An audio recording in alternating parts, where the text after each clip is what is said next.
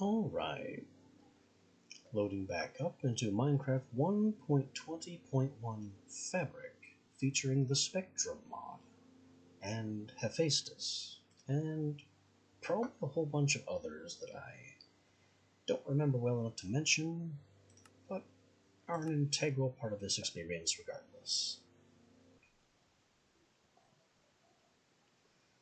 We'll just get loaded back in and see how far we can get before internet instability again takes out my ability to record.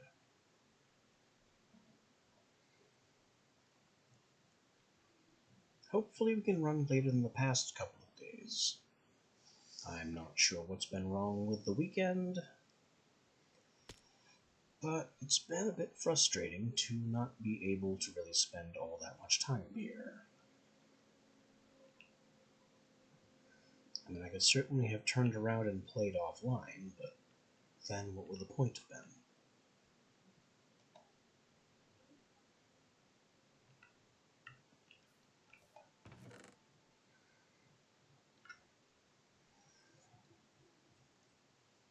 So my core issues right now are one, that I need more gold to make more casts.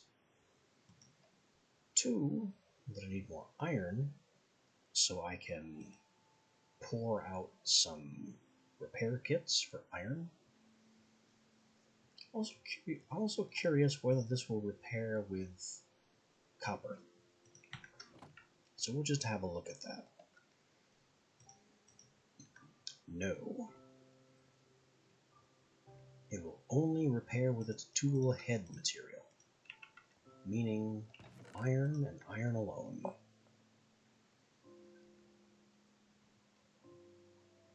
That is a small problem, but by no means an insurmountable one. I'm also going to need some spare tanks for more lava to smooth out this floor, though that's more of a cosmetic concern as I expand the base area. And traditionally, I like to have a larger fuel reservoir, like this fuel tank here is the only tank that the smeltery actually recognizes. And I could place additional fuel tanks to expand its capacity, but why do that when I could just have a bigger tank, say, in this block space here, and a pipe leading to that tank?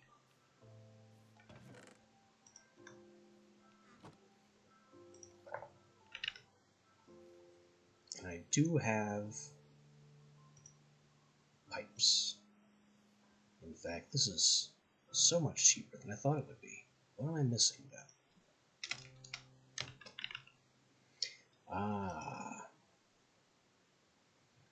What I'm missing is that it uses extractors that involve redstone, similar to the way thermal expansion used to work. Those have a lot of electrical cables, but that doesn't matter because I don't have any electricity.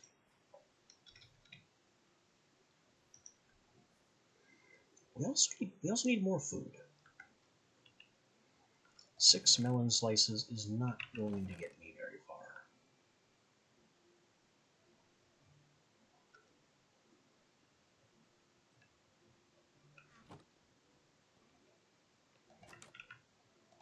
So perhaps priority 1 should be making the farm more farmy.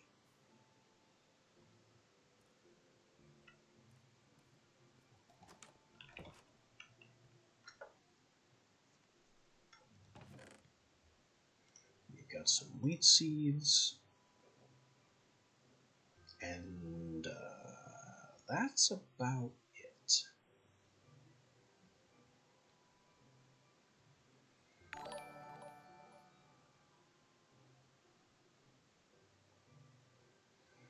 Hello there, and thank you for the follow, Robert. Let's see here. 3 wheat seeds is all I've got. And I need more dirt to smooth out the ground up there. Seriously though? That's the only crops I have.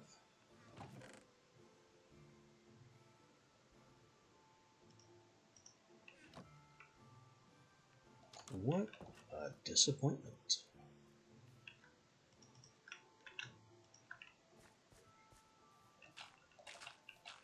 I mean, by pure technicality, it's not all the crops I have.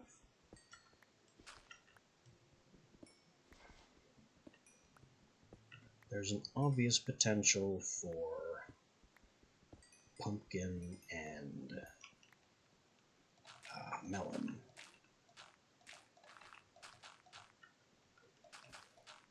A potential that I should really exercise.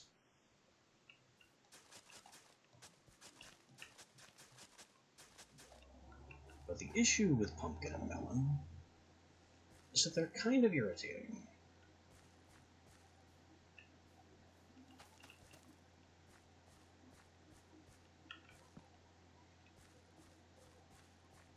Even so, I think that's the direction we're going to have to go here.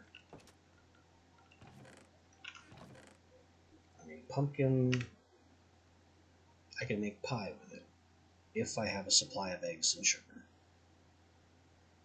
Which would be food, to be fair. Sugar is easy. Eggs, I could do it.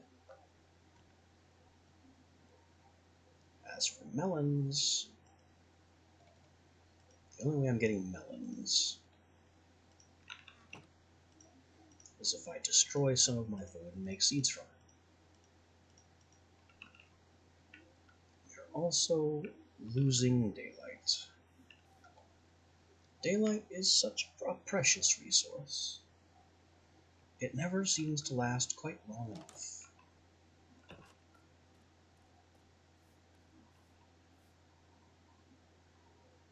Burning zombie.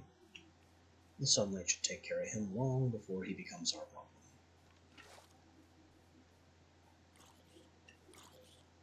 Could I be wrong? Nope. I was exactly right.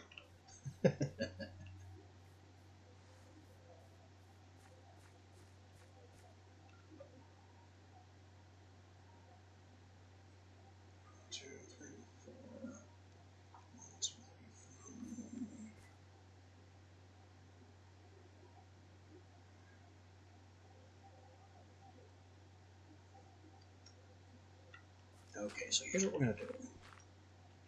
This is going to be a water block.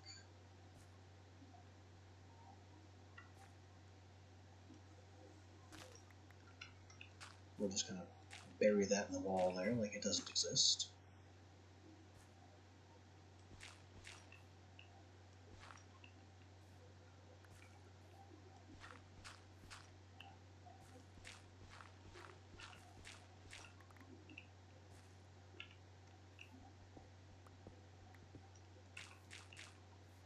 And then that water block inside the wall is close enough to these dirt blocks to hydrate them.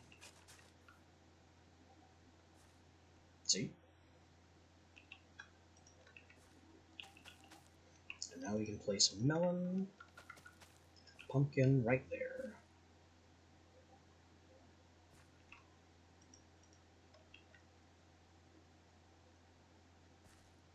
Where they will be safely ensconced so nothing can fall on top of them. I might want some half blocks here so we don't get skeletons walking into this cubbyhole. Let's do that.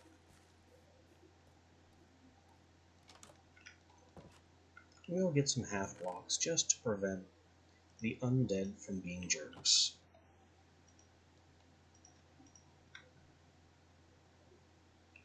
And maybe some more buckets of water to expand this little setup.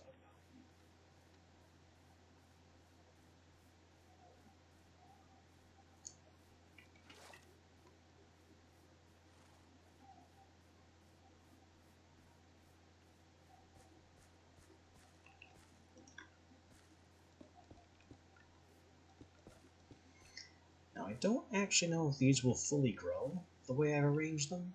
But let's just go ahead and hope that they do. I can also 1, 2, 3, 4, fifth space.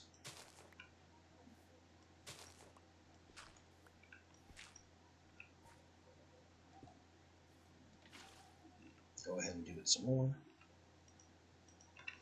And the reason I'm waterlogging a cobblestone slab is so that when I till this block, you don't see the water and there's no gap for things to fall into.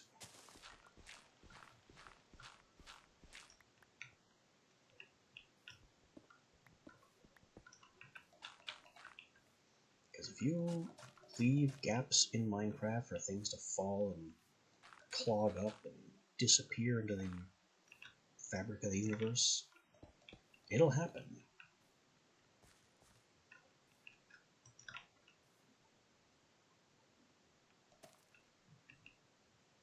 Your hard work will just happily disappear into a single pixel thick crevice and never be seen again.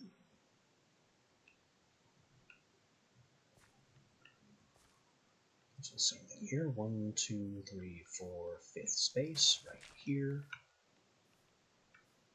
And I'm out of water and I'm out of half blocks. We can correct both of those issues. And as easy as it is to walk to the river and grab water, I'm still going to want a 2x2 water source somewhere readily accessible.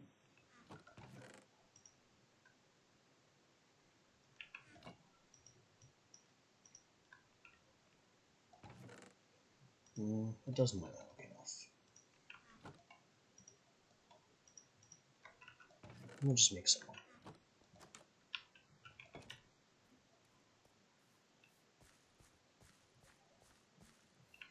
Half block, waterlog.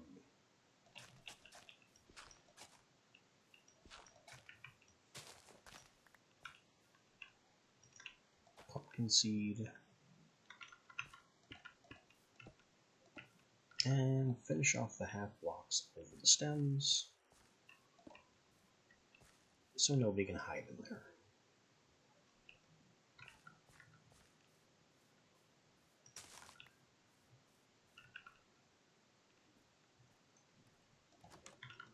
And I think that'll do it for our daylight surface shenanigans.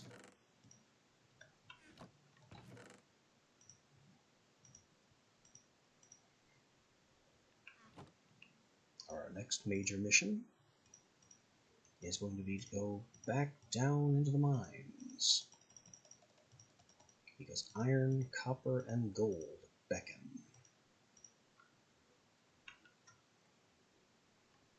Especially since we don't really have much of a way to repair our pickaxe at the moment. I suppose unless I took a Tinkerbench with me.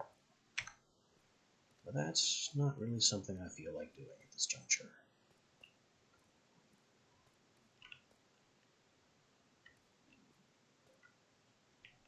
Oh, I forgot my stairs.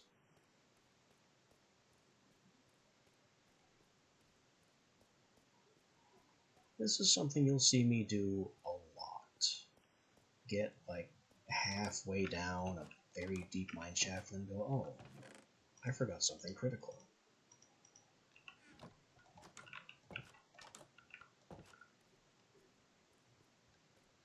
I'm also still carrying these half blocks, which are just going to be a waste of space. But I'm willing to Hi! Whoa! Let's just point a bow right at my eyeballs. You know what? This must be where that baby zombie came from the other day.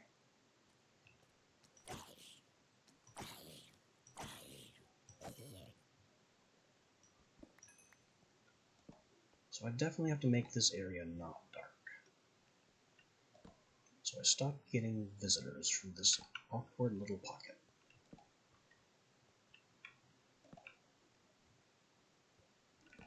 It also might be a useful pocket. Look at all this copper. And it connects to the ravine.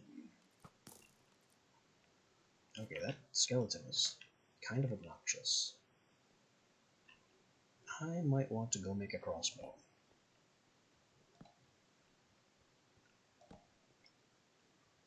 Alright. The accessible pocket is all lit.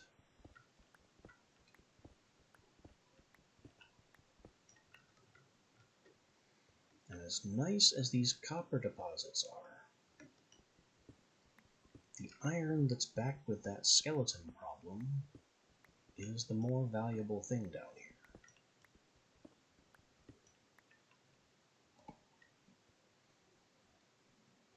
So let's just go hope he's gotten bored and left. Any chance of that? Seems so.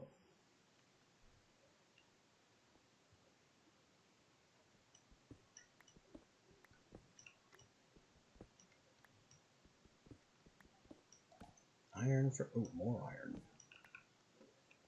Iron for me.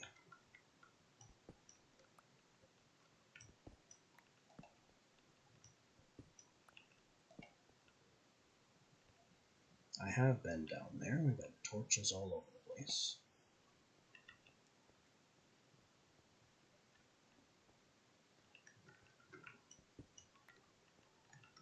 Is there any other trouble I can get into up here on this level?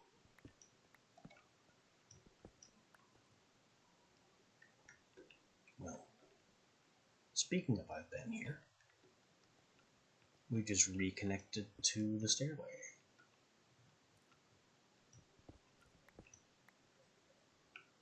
Oh.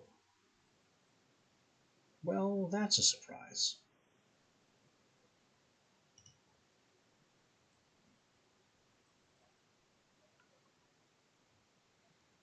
We have crashed of, from the look of things, nothing at all. Some kind of memory access violation. Well, not quite sure what that's about. But I don't think it's anything I can manually fix. So I'm just going to put the Be Right Back card up and reload. And it will be live again shortly.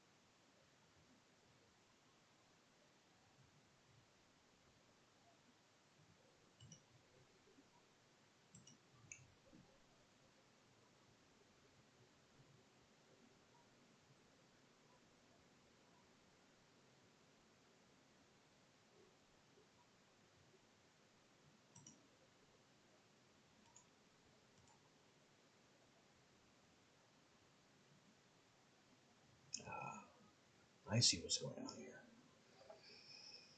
Now that I don't have a Minecraft screen to pay attention to and can read Robert's message in more detail, and the fact that he's not currently in chat, it looks like what we have is just another some kind of spammer selling something. So I don't need any of that.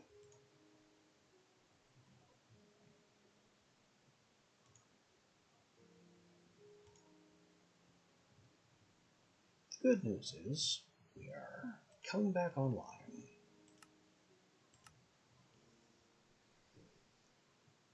Hopefully we didn't get reset too much. And hopefully it doesn't happen again.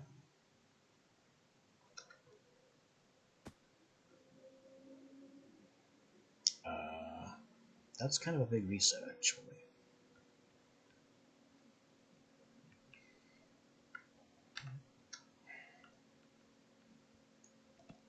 This is before I even lit up the pocket.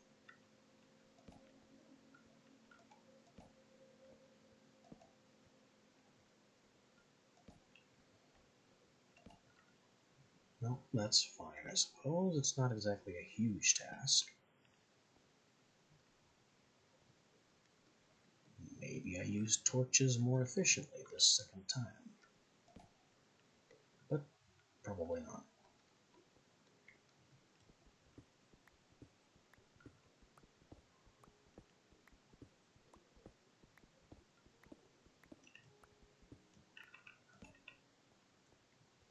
We'll grab up all the ores again.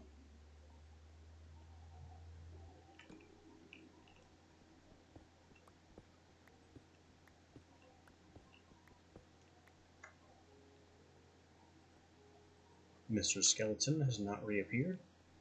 Wait. But we have the iron?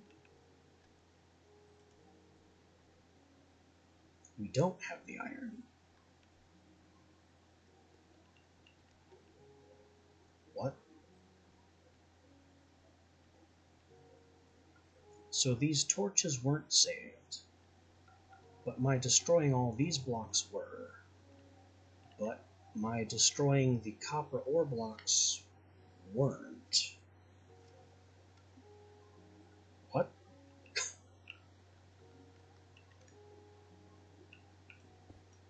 That torch placement was saved, but this block just destroyed diorite wasn't. What happened here?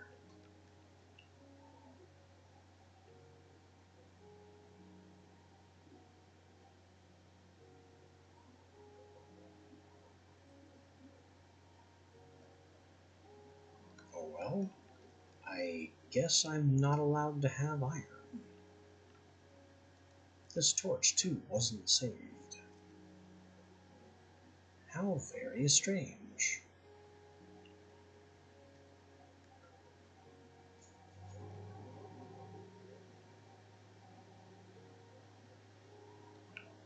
My best guess, then, is that it broke while saving the world. And some chunks were saved, and some chunks weren't saved. And my inventory state was... I don't know what happened to it. I'll just be honest, I don't know what happened to my inventory. Like, where did my iron go? Why do I have the copper that I mined, but then the copper that I mined spawned back in again? It's all very peculiar.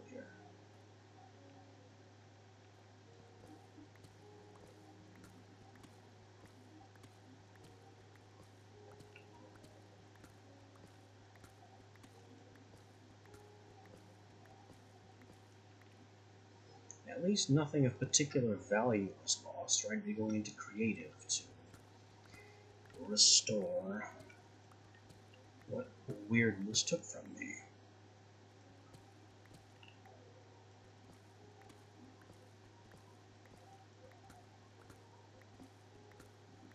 Oh, look at that. Spent all that time the other day trying to find a lava pocket, and there was one right below me the entire time.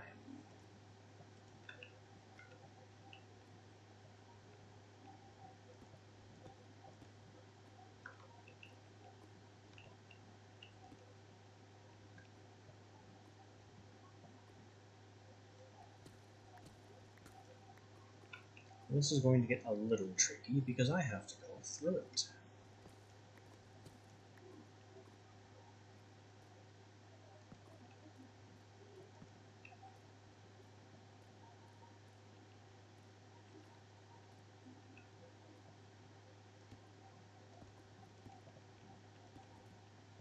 I mean, it could be worse.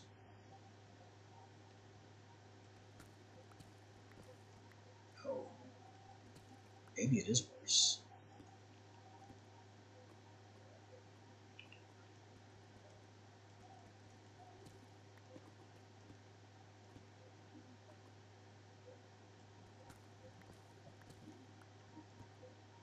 Because I'm not changing my intended pathway for the lava.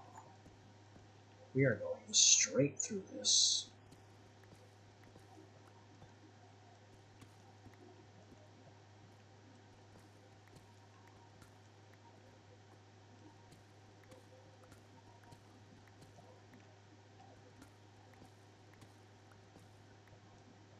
It looks like we did it. Even better, we've reached bedrock.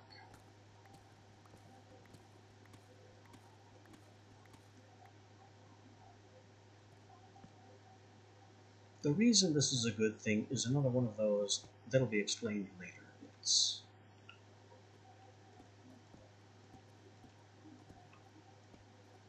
I know. I say that a lot in my Minecraft playthroughs, but I like to be cryptic.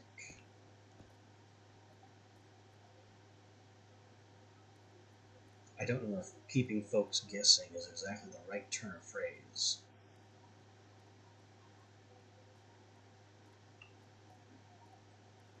But kind of, maybe?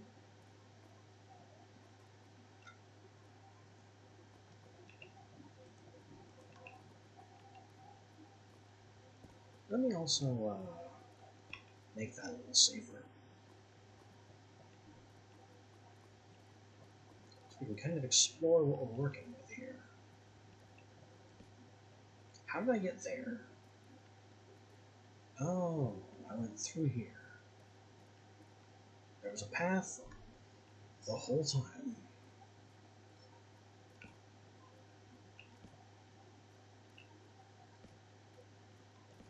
But it's only been a day since I was last down here.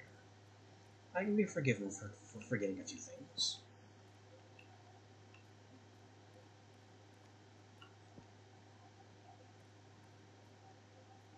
Yes, I saw that redstone.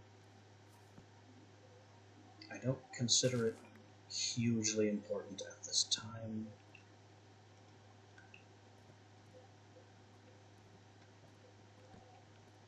My pickaxe is under half. So I have a weather eye toward easy ore.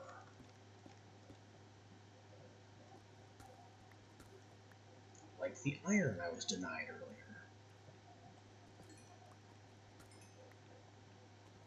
This redstone is no challenge to reach.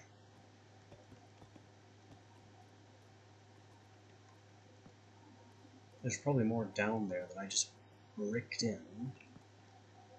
But I'm not really considering it a big deal.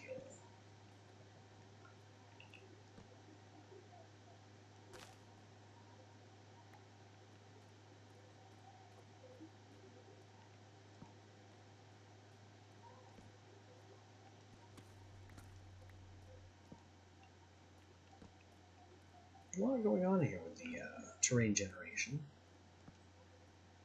Kind of a weird, broad slice cavern kind of shape. Hello, spider. Oh, cobblestone. Which means, yep, we have a spawner in there.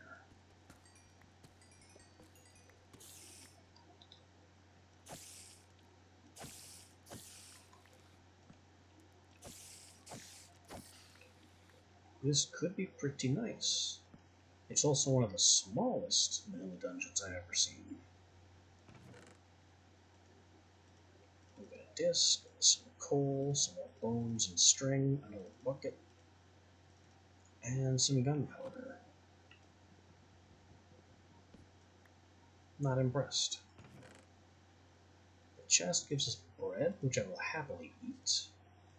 A little bit of redstone, wheat, more string, more gunpowder, a copy of the same record, and a book of cursive binding?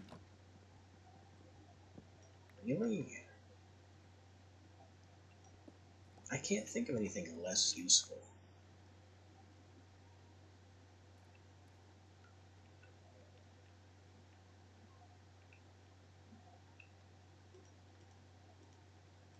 Alright, well, we need a new supply of torches.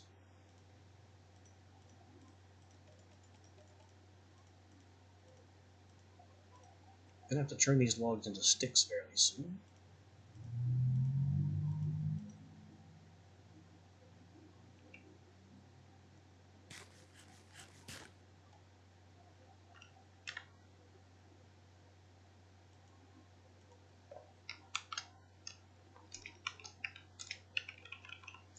And I am marking this, though not showing it on my map permanently. Because a spider spawner, especially one as pre-contained as this one, and the spiders can't escape the room, could be useful.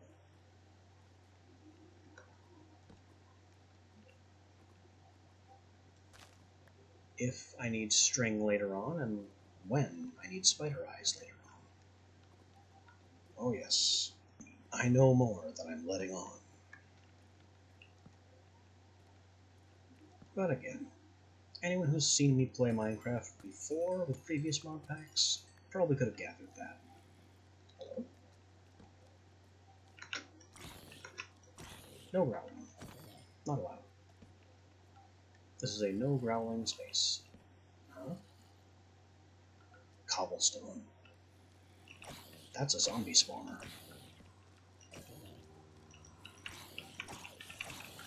Ooh, we'll put a stop to that.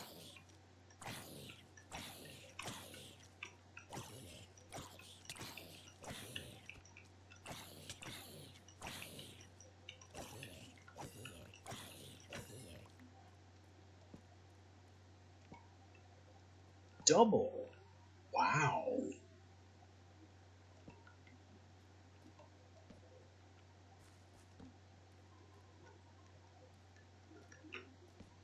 I haven't seen a double-stacked dungeon since Evilcraft, which naturally adds quadruple dungeons and bigger.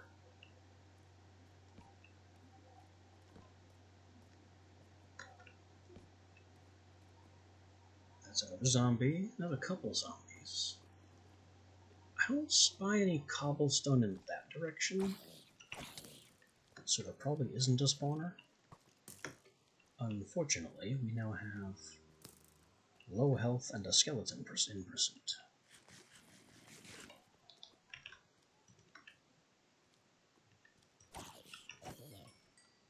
Where'd that skeleton go? He's still back there. Ow.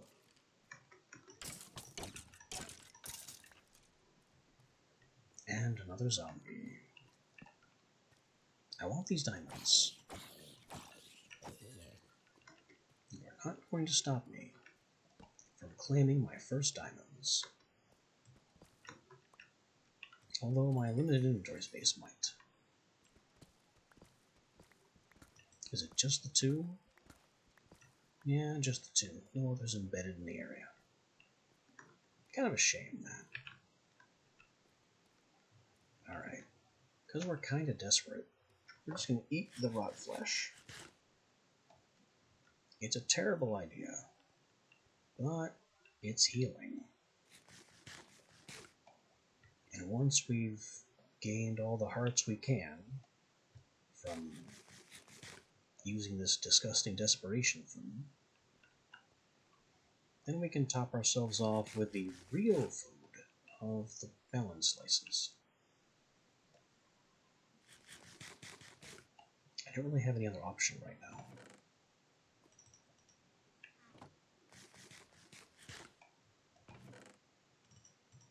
Grab the string, beetroot seeds. I know I avoided those a village ago.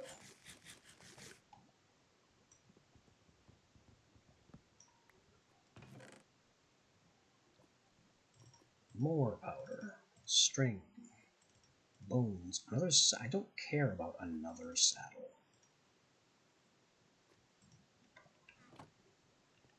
Honestly, I should have enough saddle by now.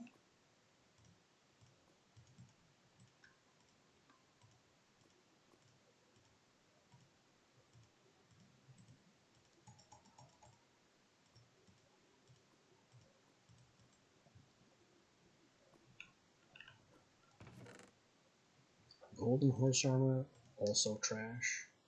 Name tag, mostly trash. I mean, I can use it to add luck to a couple of things.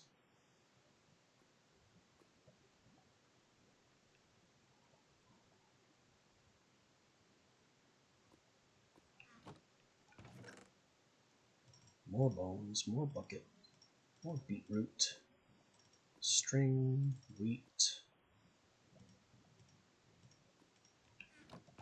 Here's what we're gonna do. Golden apple, name tag, horse armor, saddle, and I'm taking this chest.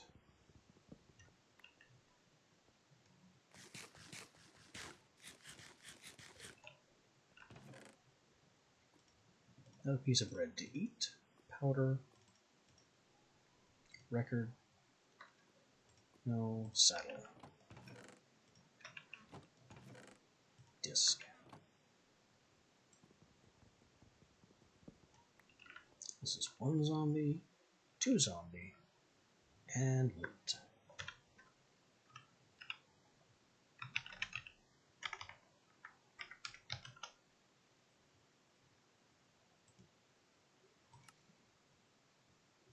I'm going to turn this one on as a reminder that the loot is still here. And we need to go. As much as I would like to continue hanging around and mining and looting, the simple fact of the matter is our inventory is completely loaded.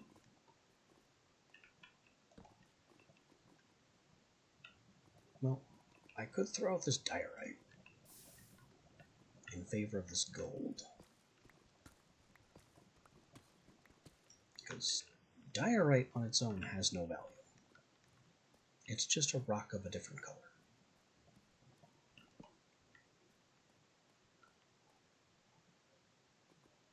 This is a nice cave, though. Now, how do we get... Not that way. Where's my staircase?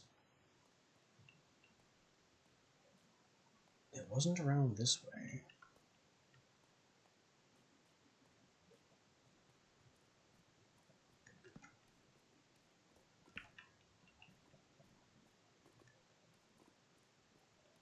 There it is. That's the path.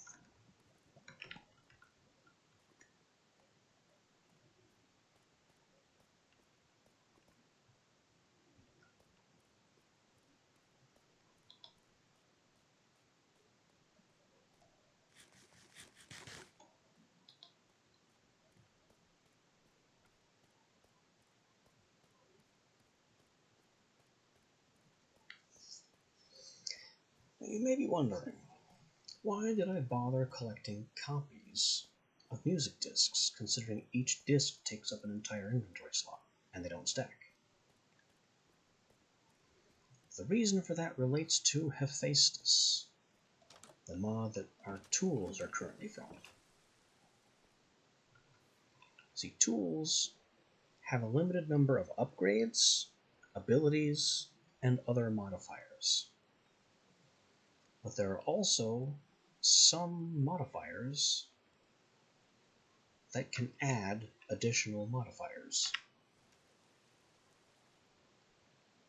This Curse of Binding book is useless. There's no other crafting recipes. I'll put it in here for now. It's trash. I'll throw it into a cactus at first opportunity.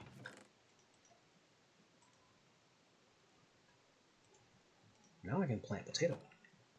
And I suppose beetroot, which, while far from optimal, is at least a food.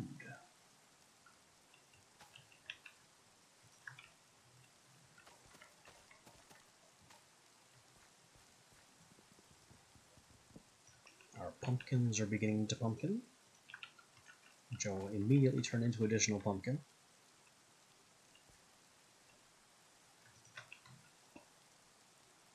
No growing in that direction.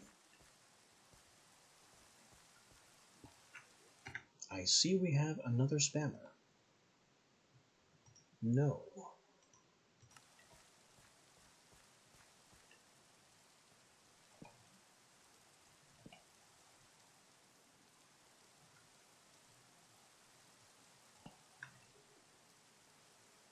Is that really all the viewership I'm going to get today? People trying to sell me garbage that violates terms of service.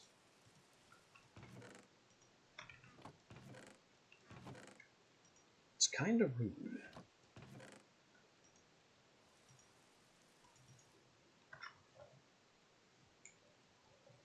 Got my diamonds, spare buckets.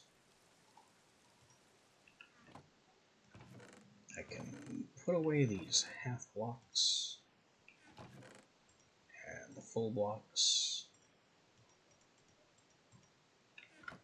and the powder and the gold.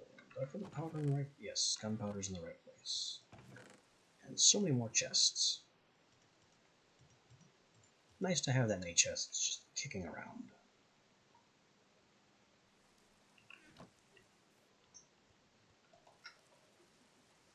Now, what else am I going to need for tools?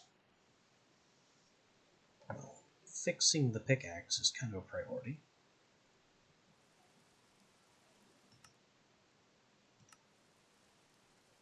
I may need daggers.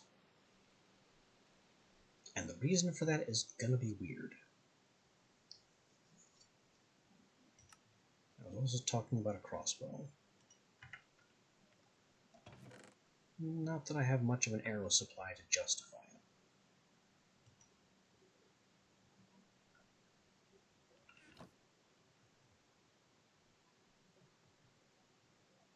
it. Ooh, I could also make a better than bone blade.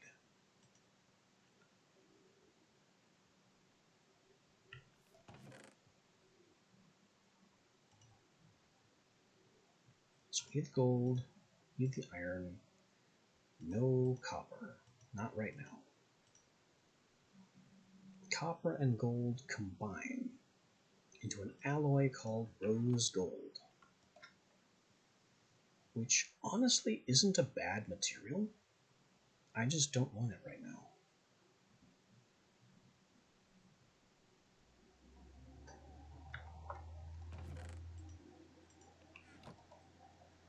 And the reason I know that is just trust me, bro. Because it's not technically in either of my books yet.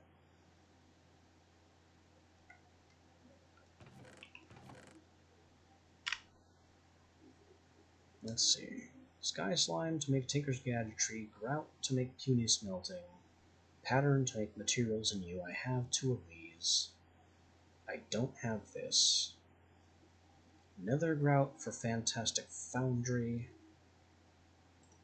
That requires nether materials, so that's not a thing.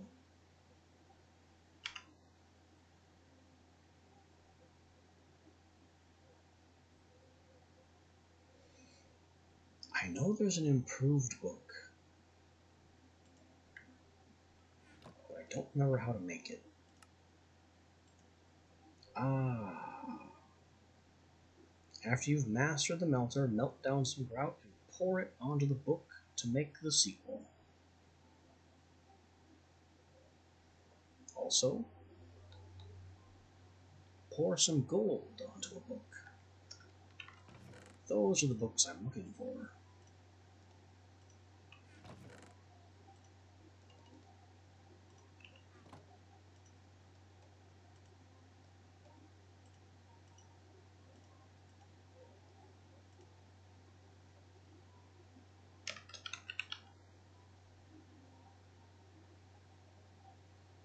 Where are the books? That is 1 ingot molten gold, 1 brick seared stone. I can get 1 brick seared stone by literally melting a brick of seared stone.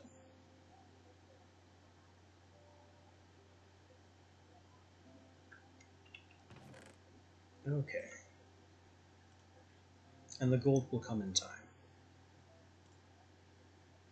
Let's also just, I guess, go ahead and melt some grout. Why not? The major advantage, a major advantage anyway, of the smeltery over the melter is it can hold a whole bunch of different stuff at the same time. It doesn't care.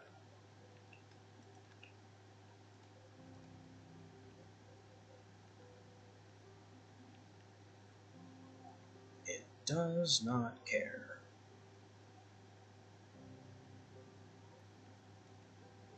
Now I have stone, gold, and iron layered all on top of each other. Select the gold, put that at the bottom, pour in the book. Collect the stone, move it to the bottom, pour it on a book.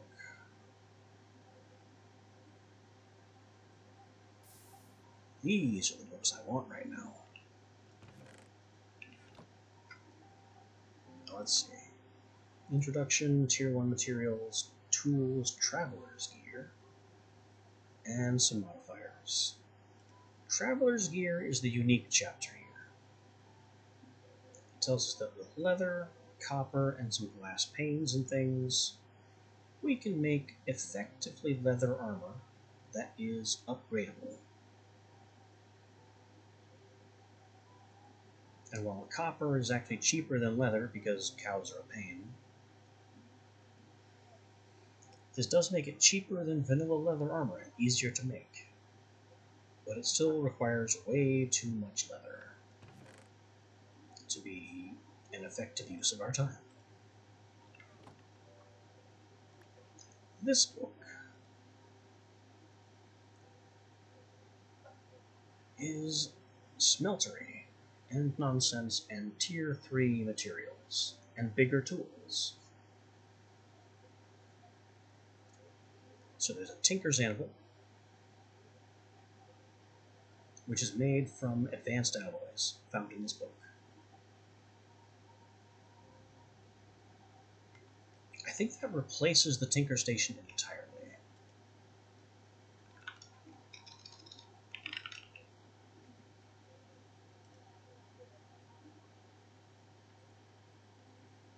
Yeah.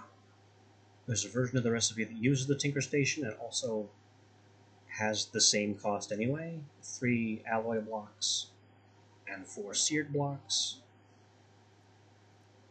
So, I mean, why would you want to destroy the Tinker Station in the process? I don't know. There's... I mean, you won't need it anymore, I suppose. With that aside, it requires alloy blocks.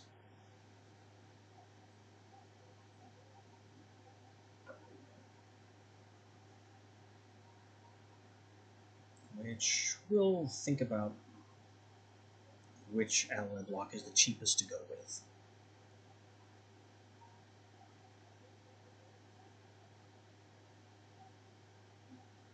Mass melting can hold multiple metals, extendable capacity because I already built it very large, able to alloy, fuel efficiency depends on size, able to melt mobs.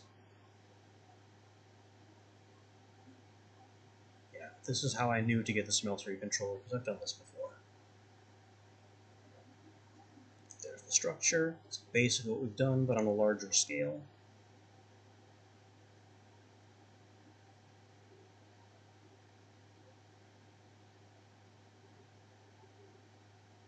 Must have a floor made of smeltery blocks. Acceptable blocks will be showcased. Must be rectangular. It can't be L-shaped or circle-shaped or dodecahedron-shaped.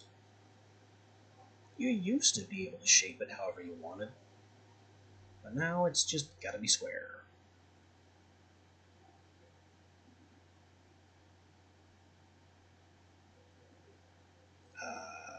Okay.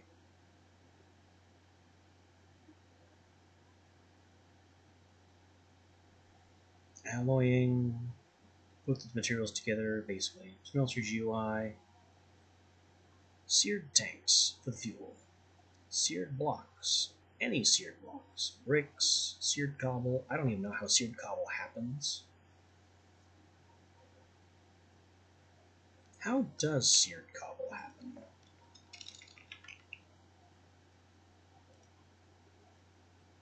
By pouring 2 bricks worth of clay on cobblestone. Why would I want to do that? I can also melt Terra cubes for clay, I guess. Not important. Seared ladder, glass, drains, ducts, chutes, entity melting. You can melt things and people. You just have to get creatures into the smeltery.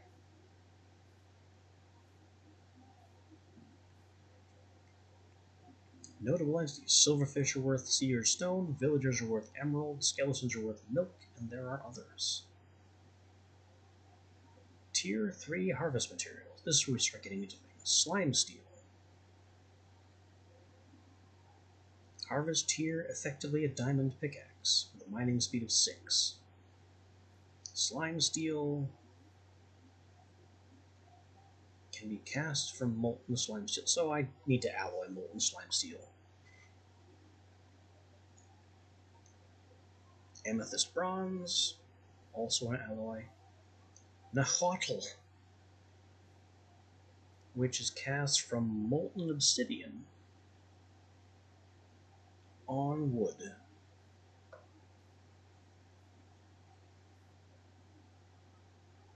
It's diamond tier, and it has some high attack damage, but some very low durability.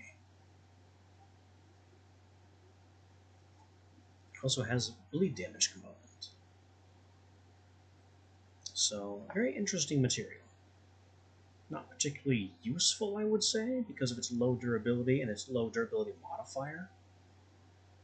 But if I get a binding part for this trait, it still wouldn't be good. You just can't save Nahuatl. Pig iron. You can eat the tool. Is this smart? Absolutely not. Rose gold is a terrible material.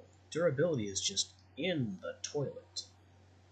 Though its mining speed is high, but its harvest here is only gold, which is awful. The only reason you might want to use rose gold at all is for the enhanced trait to get a bonus upgrade slot. But there are better ways to get bonus upgrade slots. Cobalt. Cobalt is some good strong stuff. Very fast. Gives you a kind of inbuilt haste property. But it's in the nether. Dark thread. Molten obsidian on string. Gives it a level of looting. So, good for weapons, not good for tools. Which is very disappointing because it's a binding part. I don't use my pickaxe as a weapon. Axe, I suppose, is an acceptable weapon. And then Kama and Scythe are farming tools. So, it's basically useless. And then the same materials, but for bows and crossbows.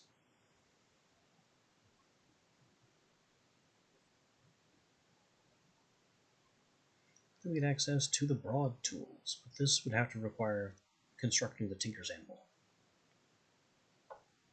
Which again, alloy blocks.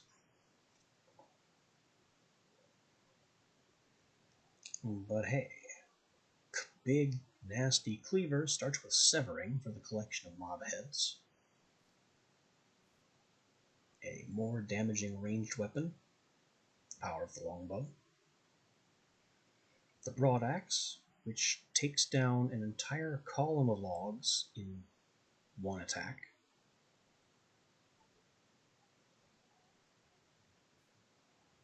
The scythe, optimal for harvesting crops, leaves.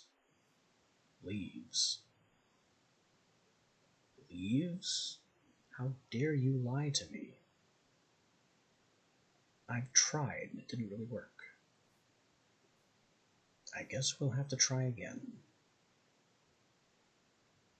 Maybe this will have more durability than daggers. So think about that. Excavator. It's a big shovel. Sledgehammer. The original 3x3 pickaxe.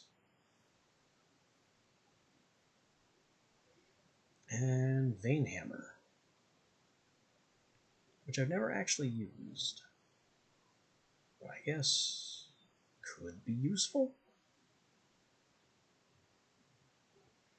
Let me do abilities and things. which there's a glossary of these, so I don't need to read this book for that. The glossary is this book, the one that we made with gold. This book will expand as we unlock other books to have Tier 1, Tier 2, Tier 3. There's a Tier 4 that will appear in this book when we find the book for it. And then see Slime Skulls, locked. Requires the Tinker's Gadgetry book, which is the one made with Sky Slime. So we're assembling a small library here.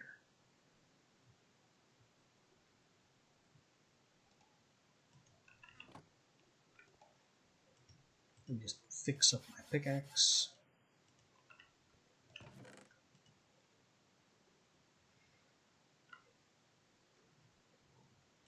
And actually get back into this. Because of abilities and upgrades. Abilities are things like luck, which is it's looting and fortune at the same time.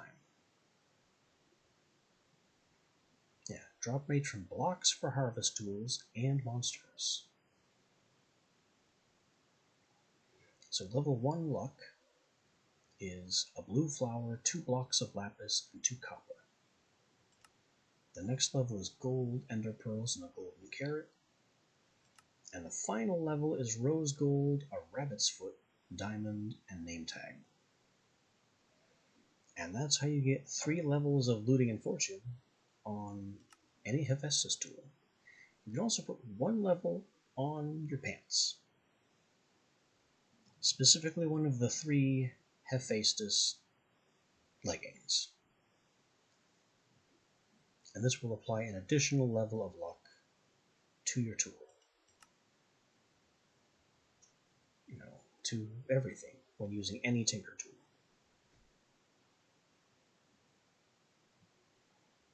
Considering Tinker's tools can be repaired,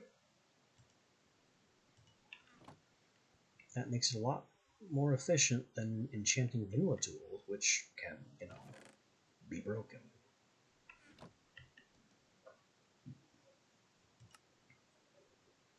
We also have upgrades. There's a lot of upgrades. You can do a lot with Tinker tools.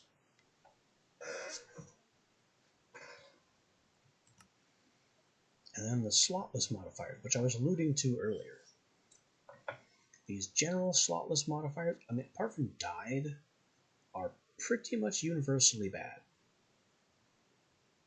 Almost universally bad. You can decrease your bow accuracy with dirt. Why would you want to do that?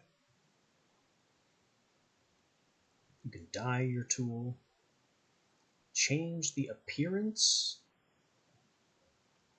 Yeah, you can make your stuff look like it's made of something other than what it's made of. Why would you want to do that? Farsighted? This is pretty much the only use case. Cancel out the field of view change from the speedy multiplier. So if you have haste and then hold a farsighted tool, it doesn't give you tunnel vision. And you have one to do the opposite. Offhanded removes the tool's right-click ability progressively. We have Overslime. This is going to be useful later. But if you use it on tools that don't have Overslime by default, it kind of cripples them. Shiny. Yeah, spend a god apple, make your tool glow. Hooray. Worldbound. Use an entire netherite scrap to make it so your tool can't be destroyed when it's dropped. And this is what we're looking for. Bonus modifiers are a group of slotless modifiers that grant additional modifier slots. Harmonious, any music disc, adds an upgrade slot. That's why we have the records. We can also add an upgrade slot with a head of any kind, one for an end crystal, one for a written book, one for a dragon head from the end, or dragon scales and wither roses. Dragon scales are also gotta go to the end. And rebalanced, I don't exactly know. There are multiple of these, and I don't know what each one does. It grants a modifier slot of a type based on the recipe you're using. And if the recipe you're using adds an ability slot specifically, you lose an upgrade slot in the process.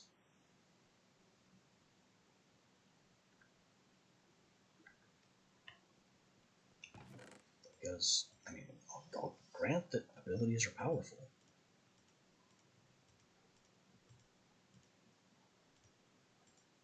Anyway, I still want this book. Because I want a new sword blade.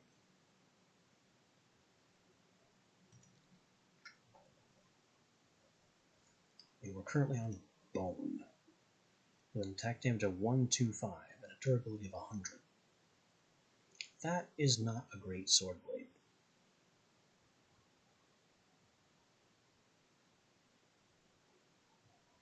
Iron would be better. Iron would be better for a lot of reasons. Bloodbone would be even stronger, but durability is crap. Seared Stone, not that much better. Necrotic Bone is from the Nether. Slime Wood would be weaker. Scorch Stone. Durability is a bit better than Bone. Attack damage significantly better. So, the problem is Scorched Stone is another material. Yeah, magma on flint. So technically I could do it. Technically I could do it. But durability would still be terrible.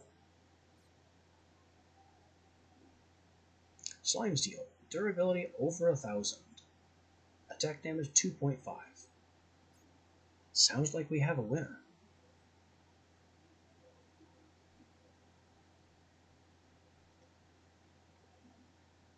I could actually go for Nahuatl for now.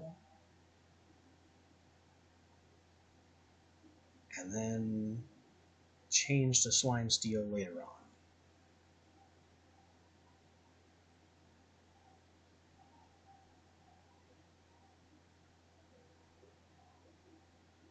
Because none of the other materials that I have access to look like they're any good.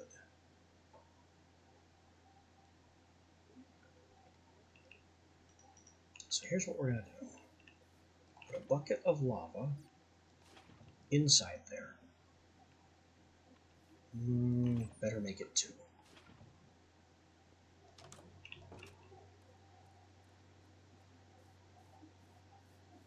And then get a bucket of water.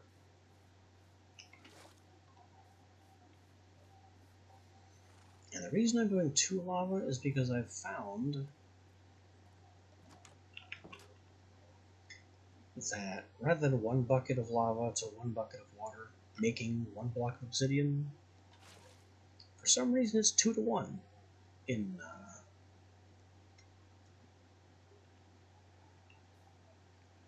this mod. I have 2 blocks of obsidian from the 2 buckets of lava combined with the 1 bucket of water.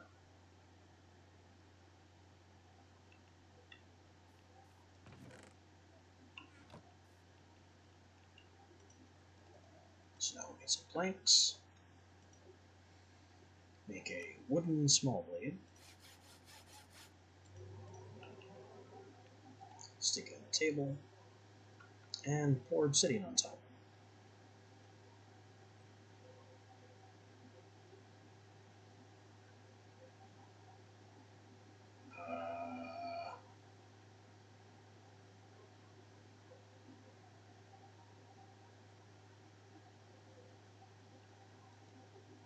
Was that not enough?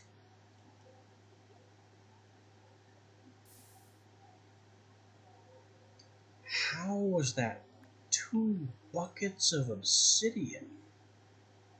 Yikes.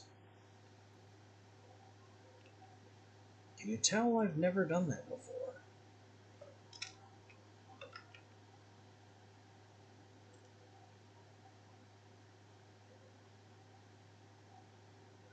Yeah, that's 2 blocks worth of obsidian. 8 blocks worth of obsidian on a broadblade piece.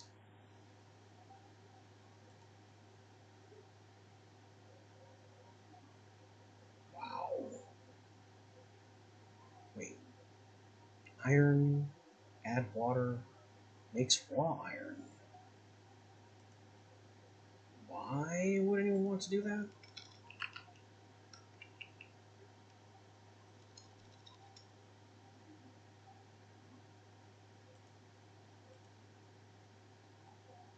No, really, why would anyone want to do that? Does it just change the color?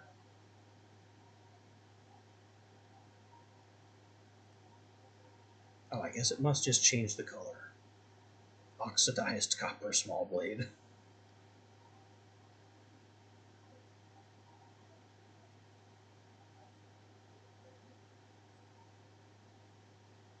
Seared stone, cobalt, scorched stone, molten iron.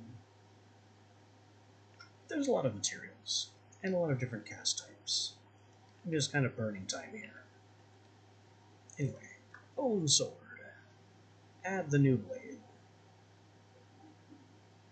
Its damage goes from 475 to 7. Its mining speed goes up, but I don't care. And now it has the lacerating trait.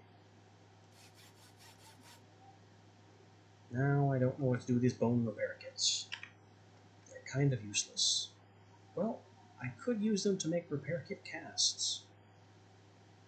So there's that.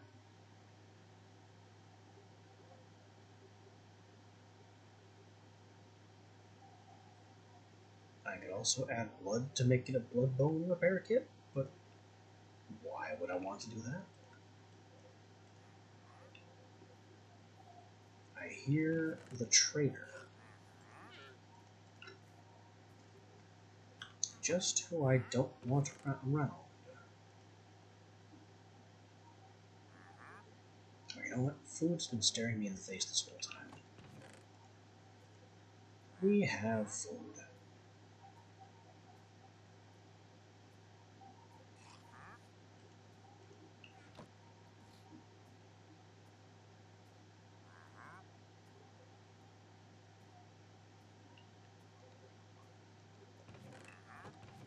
Whatever happened to all those extra hoppers and levers?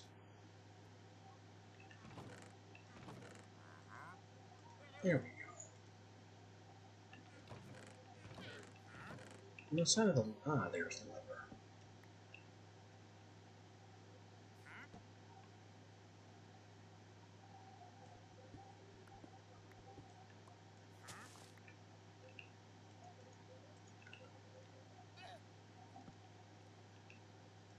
There's a chest.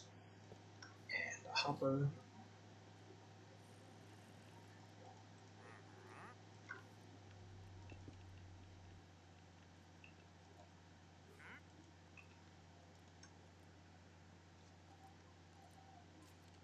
We need to get some more seared bricks.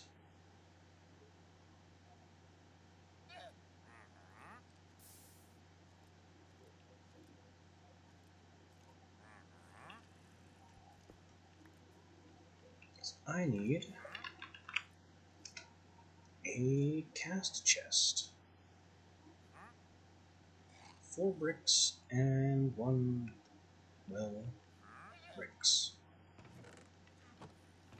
Bricks and bricks and bricks and bricks. I can't imagine this counts. No.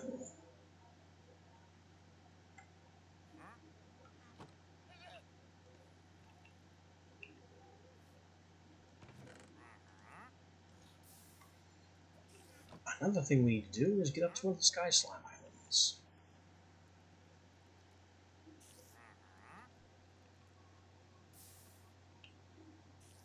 Not really sure how I plan to pull that off right now.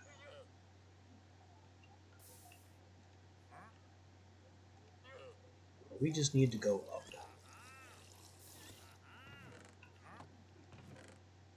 What I can do, though, is take this seared stone, pull off another seared stone block, and then make these into bricks. We still have 2 blocks worth. That's 8 more bricks. There's my bricks, and my bricks. And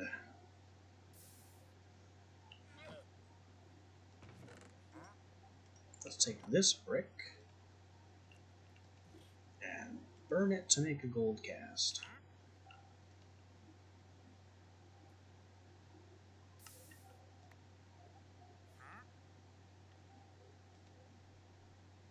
Now I can assemble the cast chest.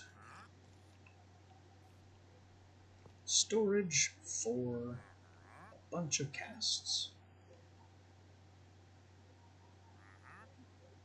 8 ingots, so I can make 8 more casts easily. Some of these are more important than others.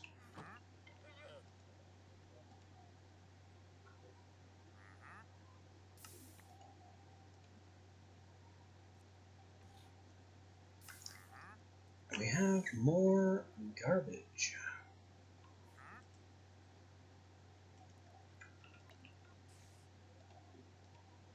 Getting real tired of all the advertisements trying to sell me junk.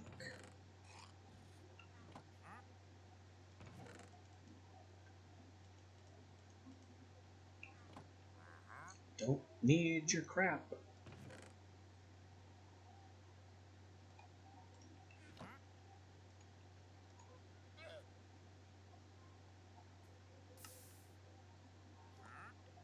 Yes, repair kit cast.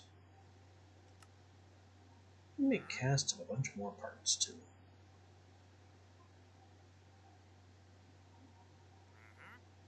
The trick, the big trick, is going to be not duplicating anything by mistake.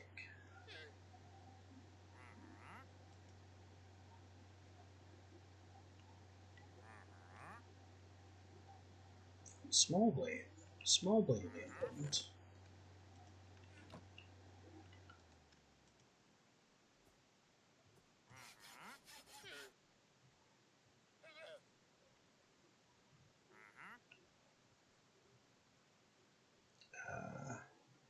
Tough handle and broad blade.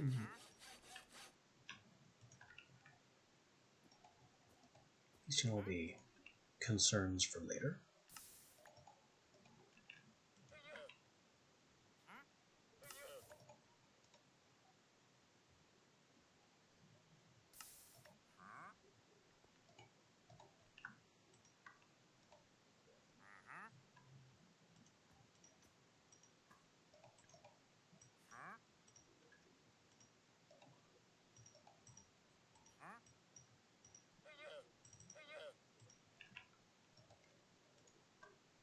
How much gold is left? 2 ingots worth, 2 more casts.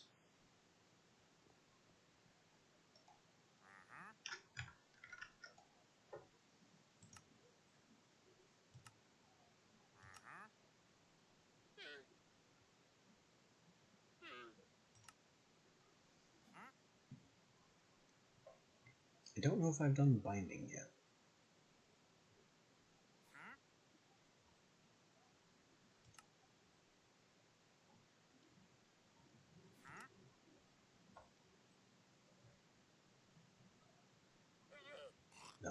2 casts. That's going to be... Why couldn't I switch there? It wouldn't let me switch back to Park Builder. That's gonna be... Well, I guess stone isn't valid. I want a bow grip and a bow lip.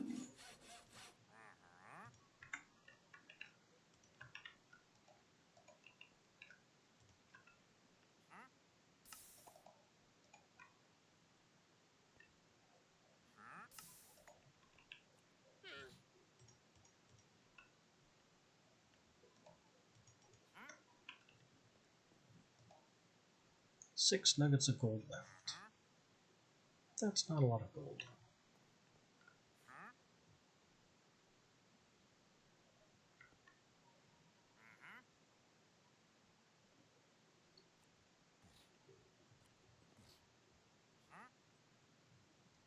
I could fuss about with a nugget tank, or a nugget cast.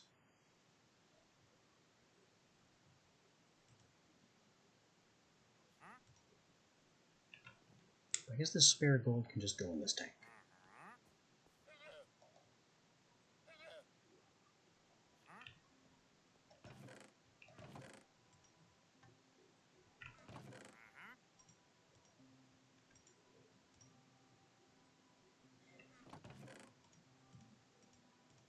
And I'm losing my patience with that darn peddler out there.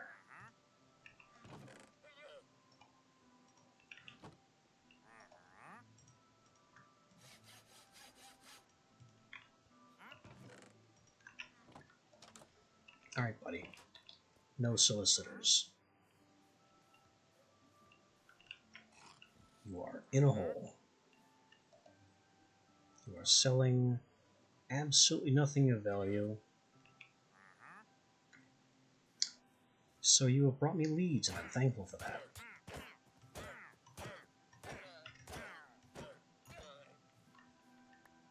Leads and leather.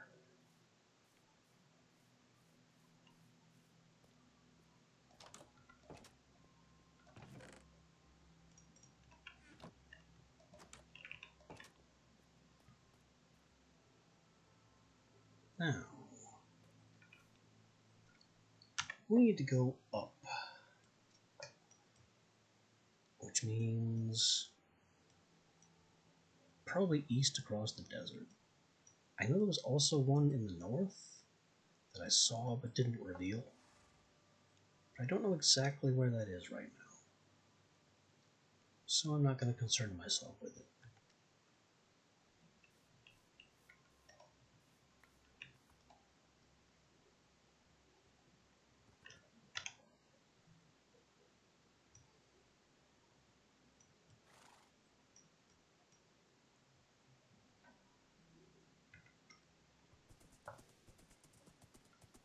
Unfortunately, horseback riding through forest can get a little awkward.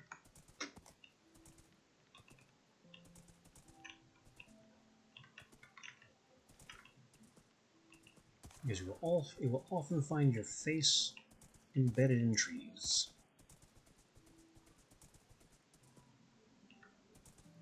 The horse is also secretly 2 blocks wide. They won't tell you that.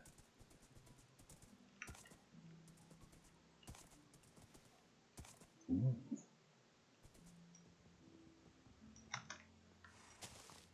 Look at all the melon.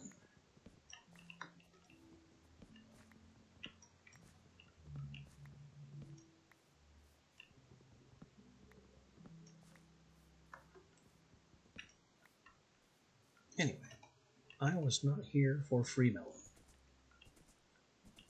We are here to go east.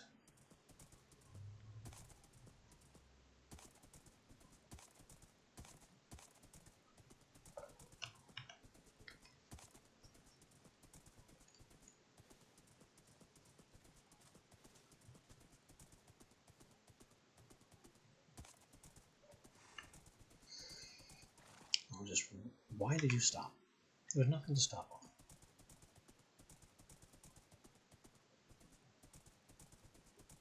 There's our target, way up there in the damn sky.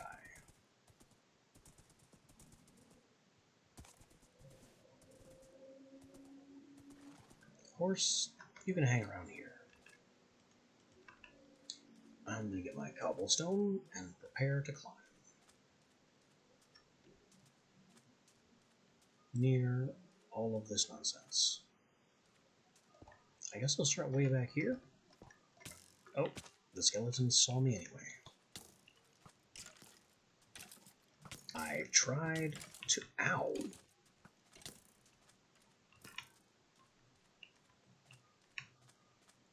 Who gave the skeletons laser sights?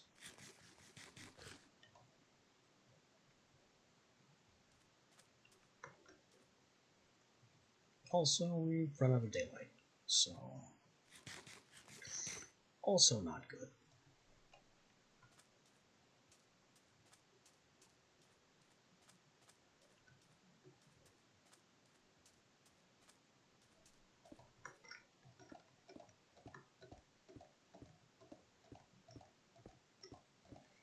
I should be out of their range now.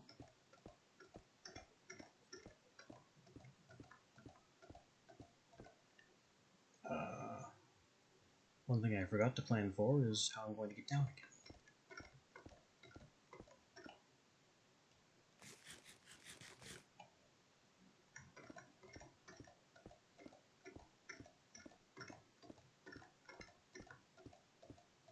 This will be an interesting question for later.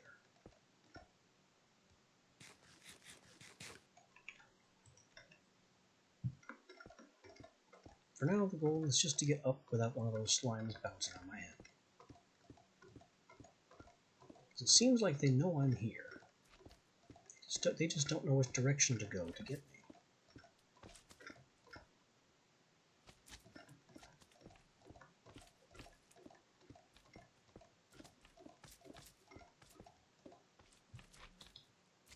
Hello, everyone. Could you just... yeah, just gravity.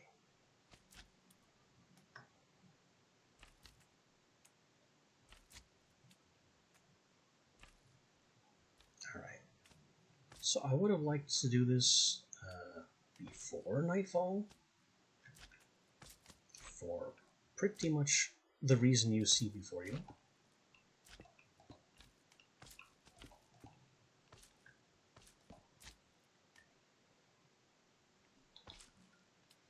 Because during the day, these slimes typically don't exist. Bye. They also don't take fall damage, which is important to note.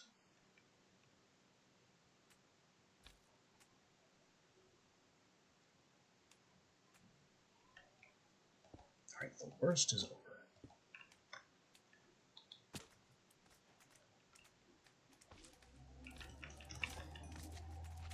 We arrived at the island of blue slimes. Unlike green slimes, at least in previous versions, the smallest size can still damage you.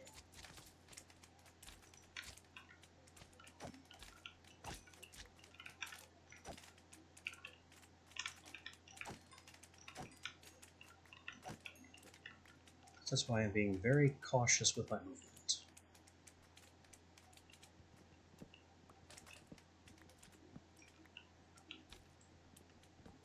I want the bright blue trees.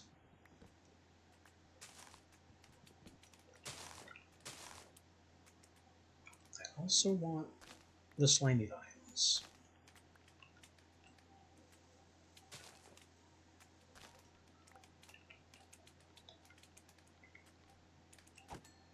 Slime vine is a valuable ranged weapon component.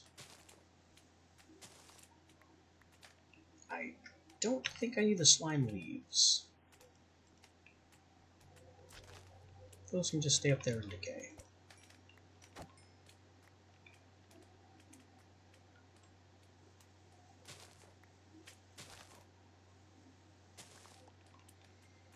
But practically everything else on this Island is fair game.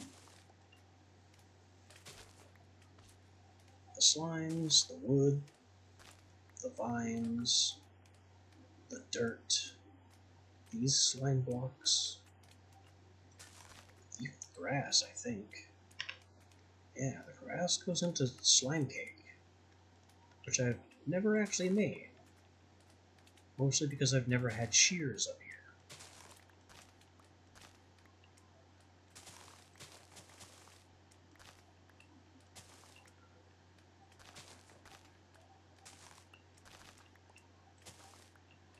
Oh, that was a fern. Can't use a fern.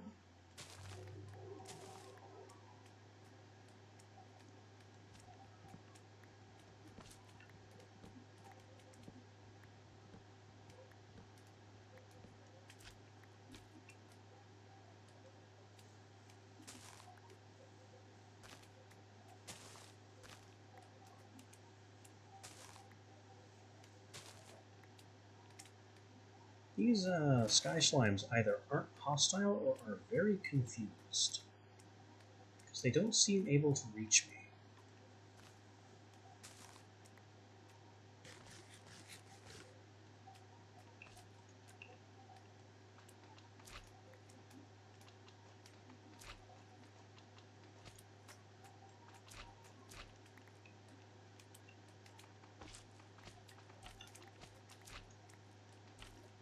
Also, this slime liquid I'm in, technically a fluid, but also not really a fluid. I think the mod's data is kind of incomplete. Like, you can't drown in it, it doesn't slow your movement. Certainly don't try swimming or landing in it. That won't end well for you.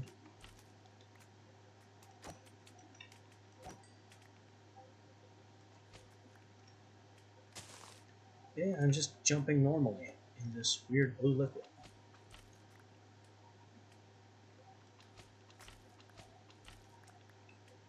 I can also grab a bucket of it, which might be nice, but at the same time isn't super valuable.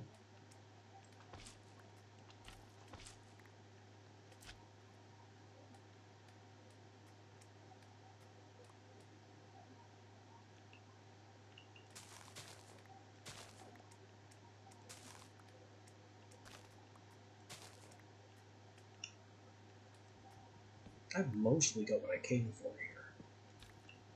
Just some samples of the dirt.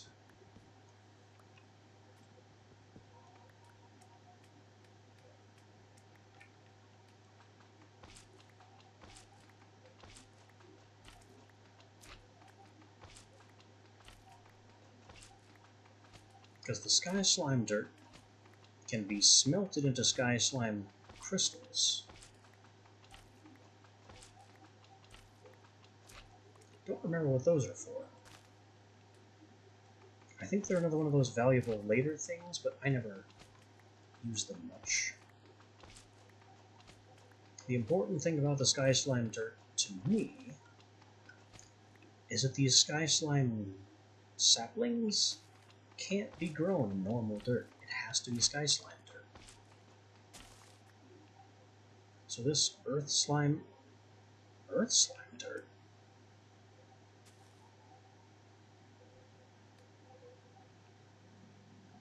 how is this earth slime dirt? It's supposed to be sky slime dirt.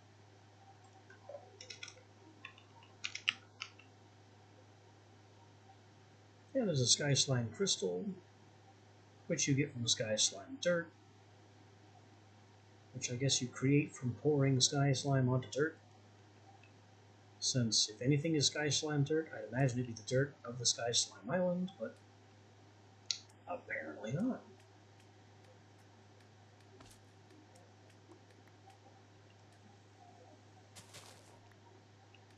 Apparently not. Why should the Sky Slime Island be made of sky slime dirt? That would only make sense. You know, why would sky slime grass grow on sky slime dirt? Nope, it's gotta be earth slime for some reason.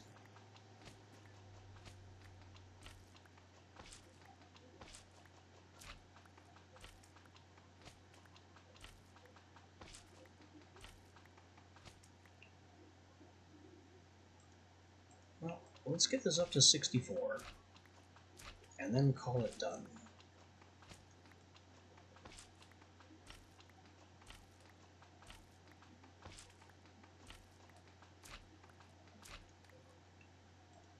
Now it's daylight, and now I need a way down. Which, from the look of the minimap, is going to be diving into that river. Which I am not so foolish to try from here. That's like 20 blocks or more? Uh-oh.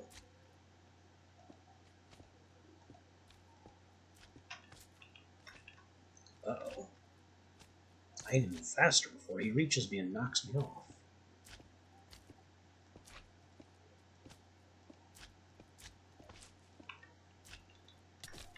That'll have to do. Bye. Where does he land? Okay, I can make them jump the rest of the way. Water.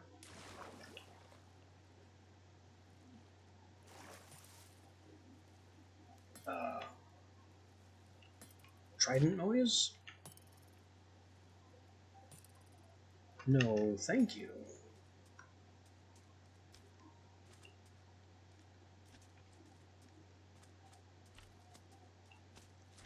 Let's just get to where I parked my horse and get out of here.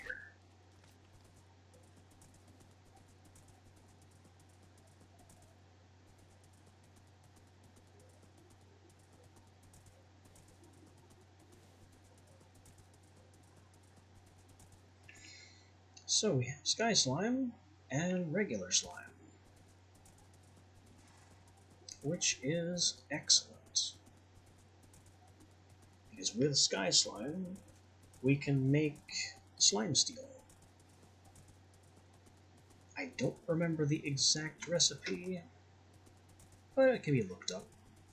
We don't have mods for that. That's most of what not enough items or just enough items is for. And frankly, I don't remember which one I have installed, because I know I made a switch the first time I played through this mod pack, because it's not enough items. I have NEI installed because JEI ported to Fabric was inadequate.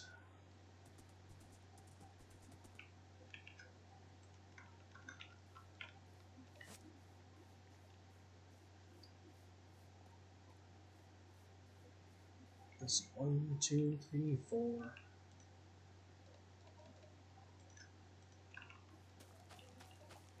More melon. And that block needs to be blocked up, so we don't get pumpkin on top of it.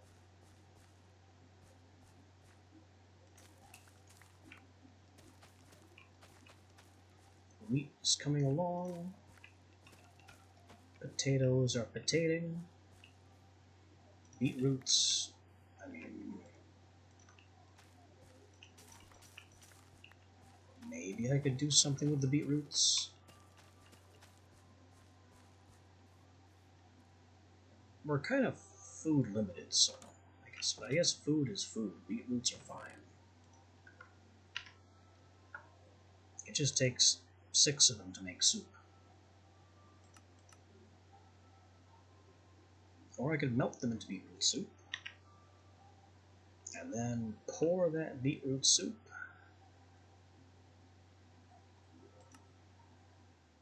into a lantern.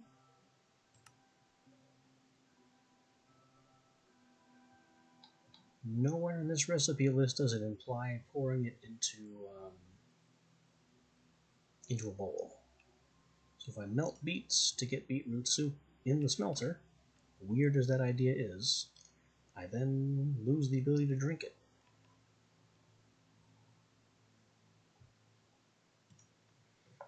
Anyway,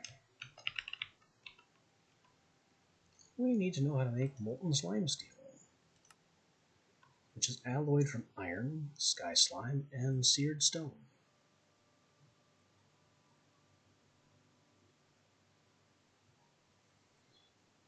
One brick, 1 ingot, 1 slime ball makes 2 ingots worth of slime steel. This is crucial knowledge. My pickaxe currently has an iron handle for 1.1x durability, and probably the magnetic trait. Slime Steel has a better durability multiplier. We lose a little bit of attack speed, but it's a pickaxe, so who cares? And then it has Overcast and Overslime, which gives it a second health bar.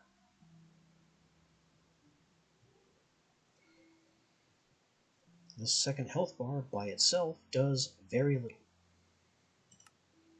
because the other thing we need to make it worth it is Slime Wood with the Overgrowth trait that slowly regenerates Overslime. And I would like that 1.3 durability if it weren't for the significant loss of mining speed.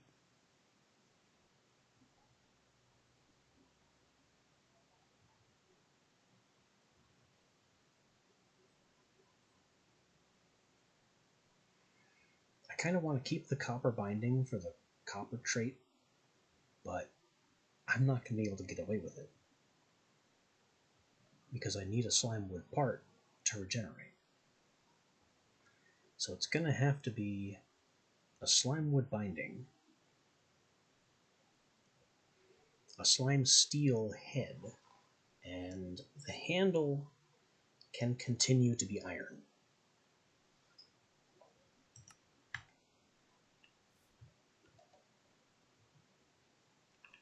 So let's go.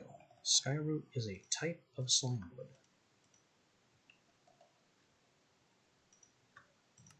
So we'll make our Skyroot tool binding.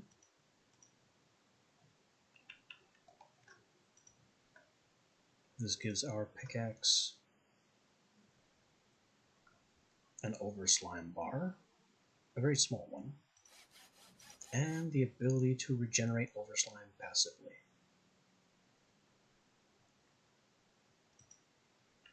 And then we want Slime Steel, which is seared stone and iron. How convenient, we have both of those things in there already. And Sky Slime, which I happen to grab a bucket of.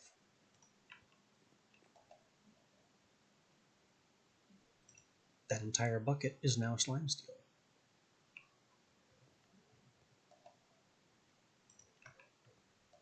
So let's get our Slime Steel pick head.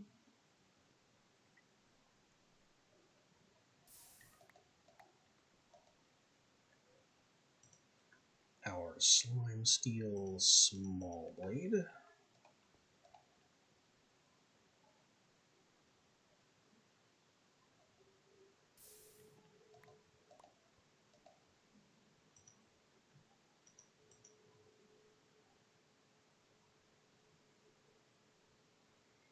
I need another slime wood because we're messing with a sword, and the sword has 2 tool handles.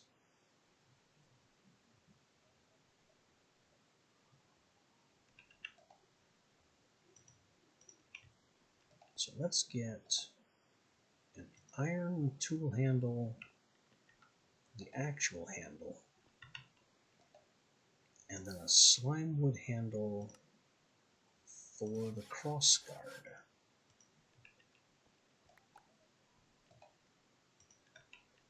See if we can make this work. Yeah, I don't want it as the handle. There we go, as the crosspiece. Perfect. That does make its attack damage go down, though, so apparently still counts as handle. Yeah, it still counts as handle. It counts as handle stats, whichever slot it's in. So, okay. We'll have a Skyroot grip and an iron crosspiece. to bring the durability up a bit and give it the magnetic trait. And there's your Slime Steel Blade, as well as your Slime Steel Head.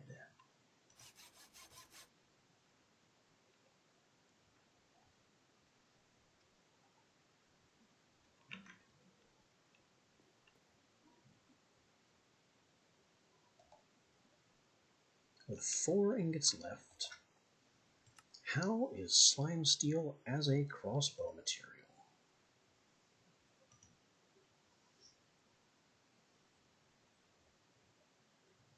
Attack damage 2-5 over slime, very high durability, improved draw speed, improved accuracy. That's a lot of tempting stats right there.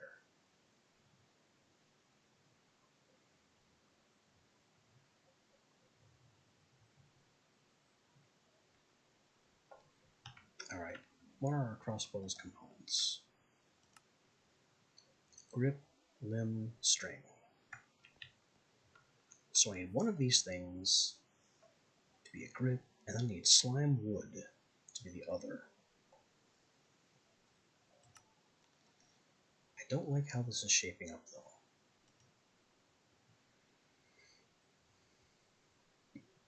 That's a heck of a durability multiplier.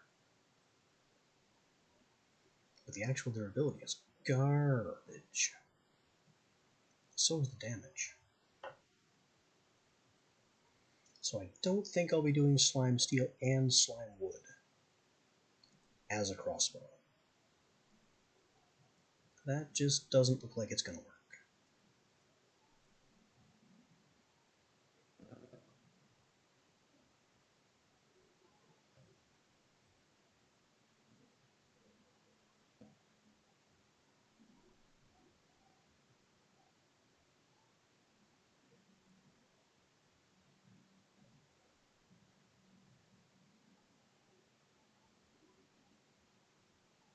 I mean, slime steel looks like it's pretty good as a grip. The 2.5 damage and the durability bump.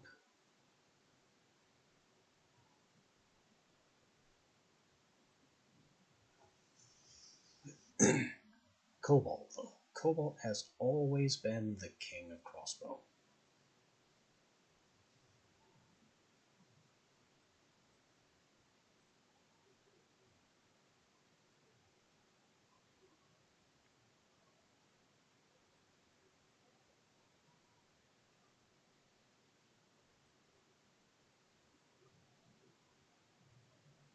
Bamboo, chorus, copper, bone, all these are terrible.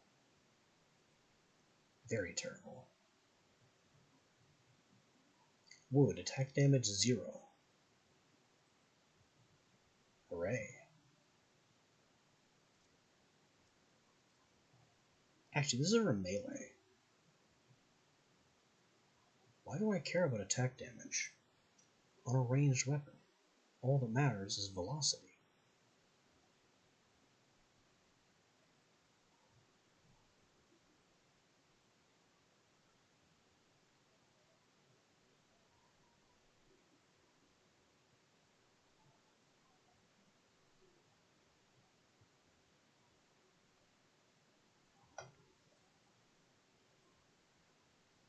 Is Amethyst Bronze actually a... Well, I haven't even looked at Amethyst Bronze before. It has Crystal Bound. Arrow angle is restricted? No, thank you.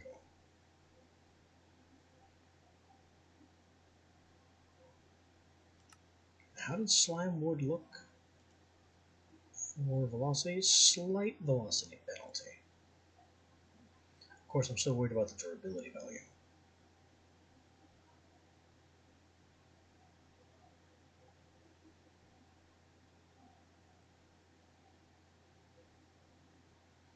So I guess a slime steel grip with iron limb.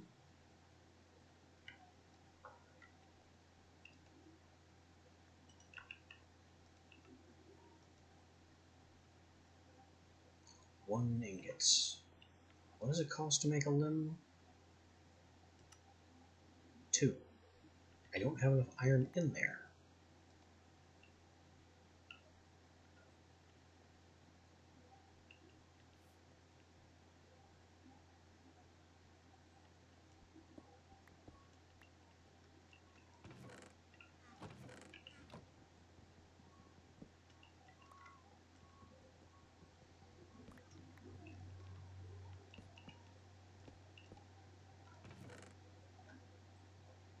Alright, let's just pack all these tinker materials in here. And I never made a binding cast. I don't have any gold anymore either. You know what? Now is kind of the time, isn't it? To take a look at what casts I don't have and make stone parts to be ready to make them later.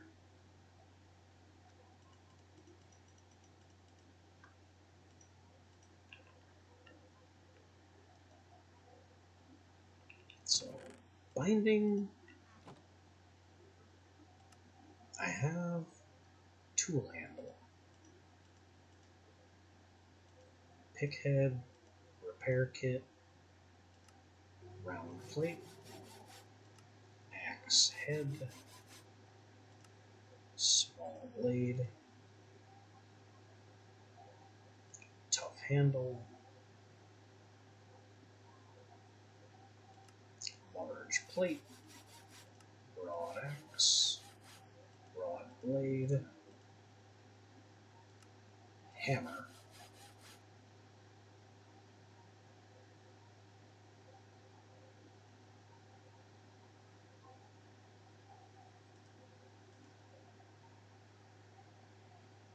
I have grip and limb, so all that leaves is string, which I don't know if I can make a cast for.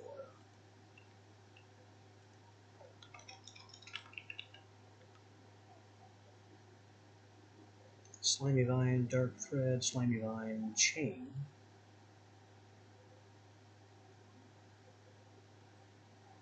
Vine, string. Yeah, there's no purpose to making a string cast.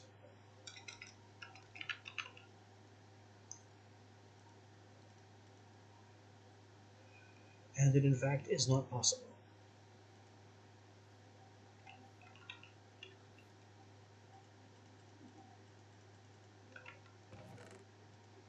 So that's it.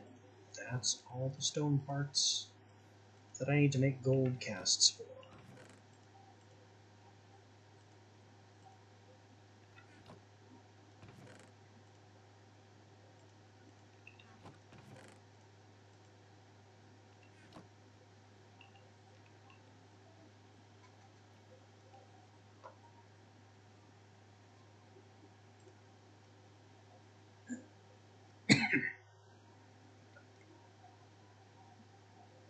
I could make more slime steel just by adding a couple of these.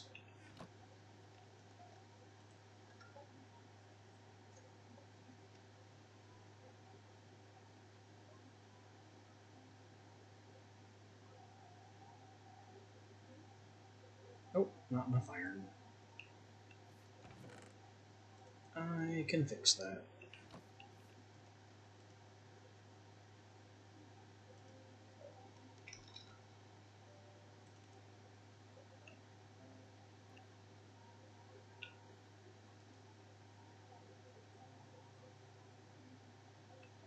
Eight ingots of slime steel, 6 nuggets of iron. Can I put the iron nuggets with the gold? No. Tanks cannot mix materials. That's a shame.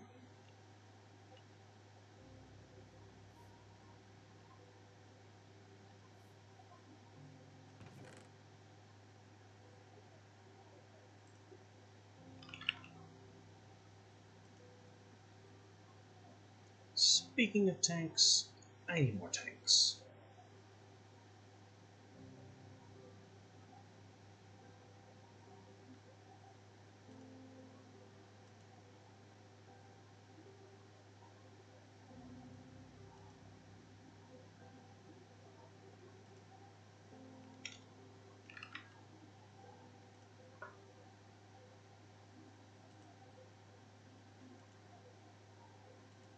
These are the same thing, except this one can be the smelter yard, and this one can't.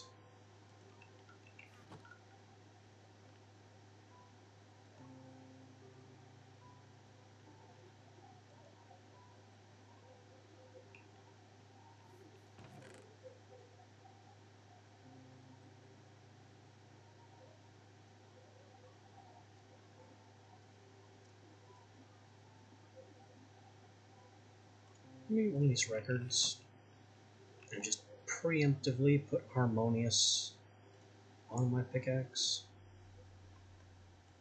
You'll see that it makes its upgrades go from 3 to 4. That'll help later. How, I haven't decided yet.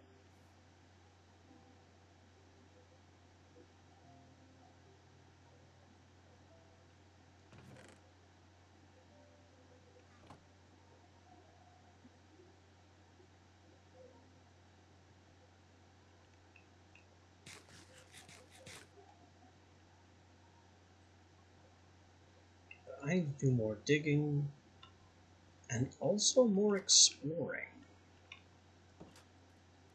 Looks like the sun is coming up from our east-facing building.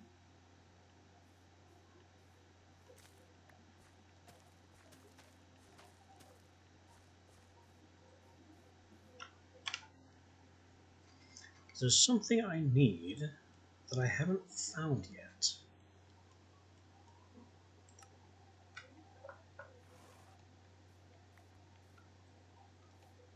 And it's only found at high altitudes.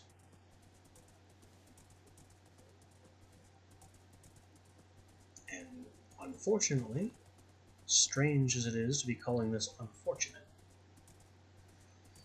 everything around kind of has a uniform altitude. Free egg.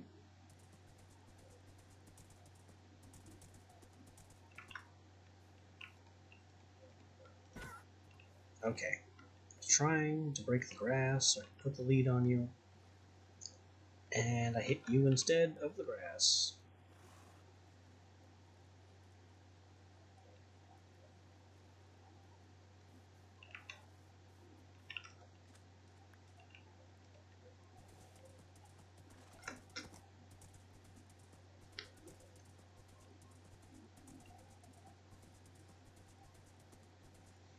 The Spectrum mod adds 2 new geodes to the...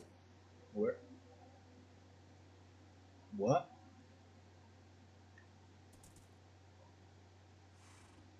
What is that?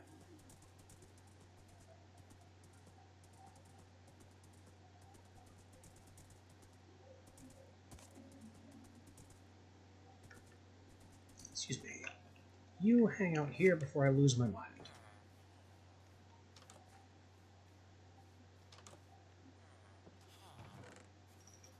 Grab some more bread, free boots. I'll take your chest as well. And I also expect to need a bunch of these, so... Sorry, mate. I'm taking that too. What the hell is this? A mossy cobble geode. Just floating in the middle of nowhere.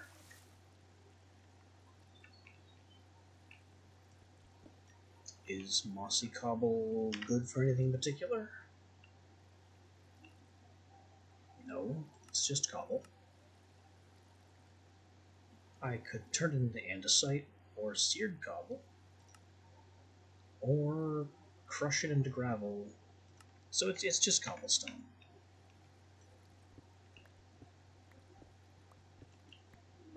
Underneath the cobblestone layer, we have calcite, and sky slime crystal. Which does what? It melts into sky slime.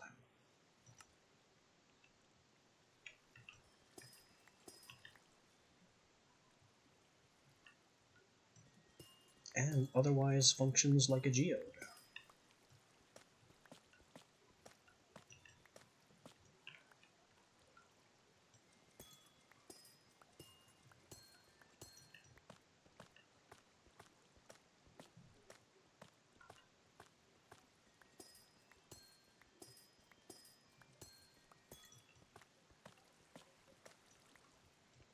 Well, I'll just be taking all of the everything that I can carry.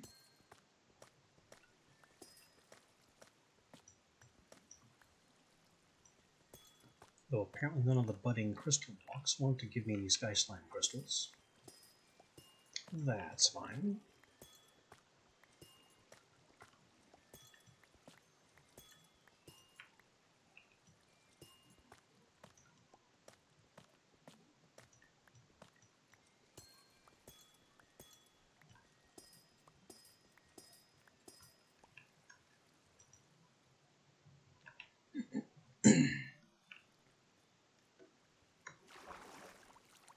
And with that, I guess I'm done investigating the weirdness.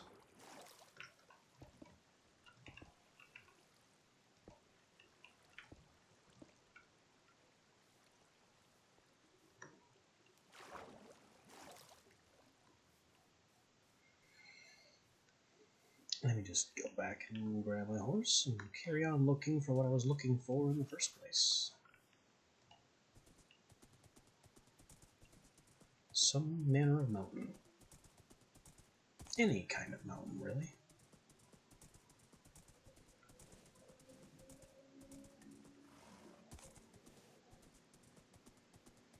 So as I was saying, before I was so rudely interrupted by another mod speaking about geodes, is that Spectrum adds 2 new kinds of geode. One of them is the citrine that we found on day 1, and the other is topaz, which is only found at high altitudes. And what the heck is that?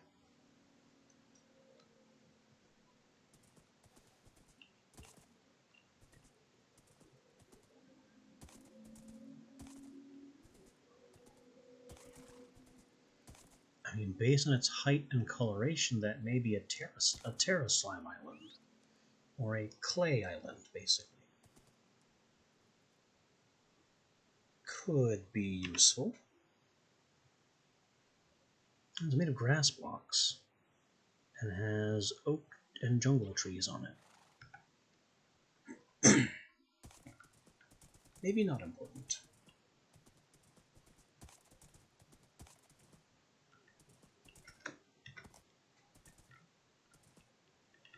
I already have jungle wood and cocoa beans, which I still need to add to my farm.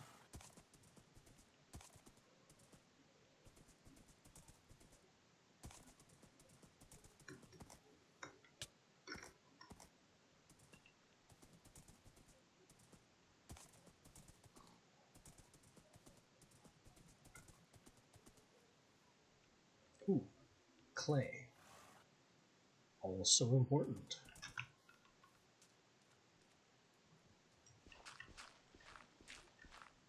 And hardly a waste of time, since I'm not finding any mountains.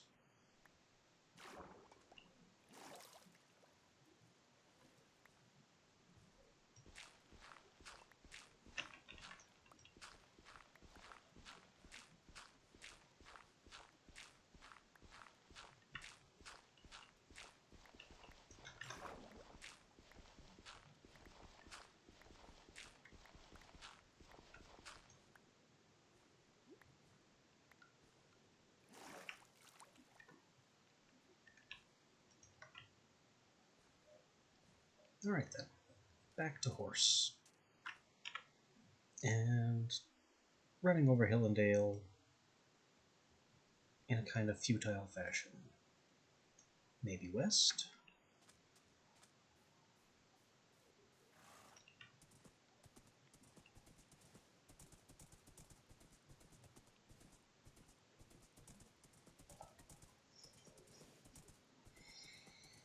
I know, I just came from west. I just came from this village. This is where the weird geode was. I almost just ran into that hole.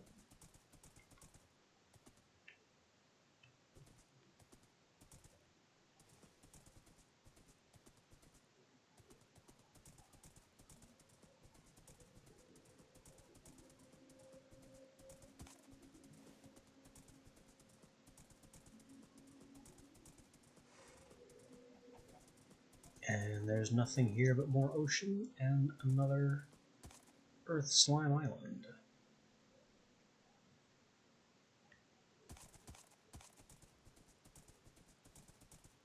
And this is a geode, which is good, but the problem is that due to its altitude, this can only be a citrine geode, which we already have somewhere. I should have marked it when I found it last.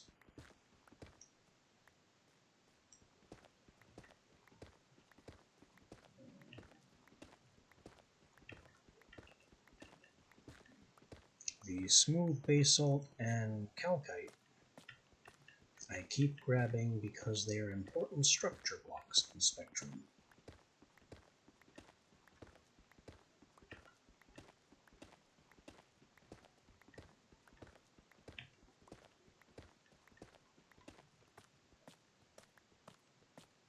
They are needed constantly in truly vast amounts.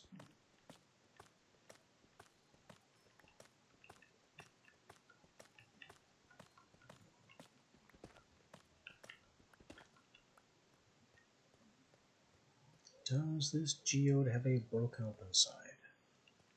Yes.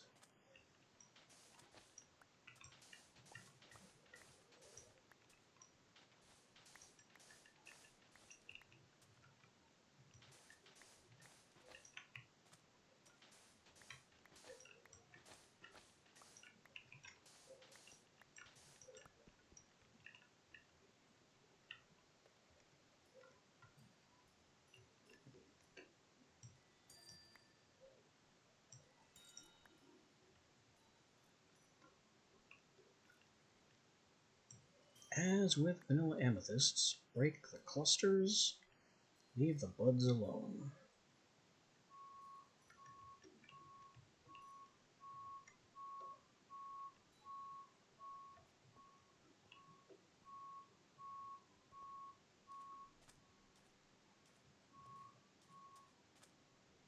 And my horse has run away.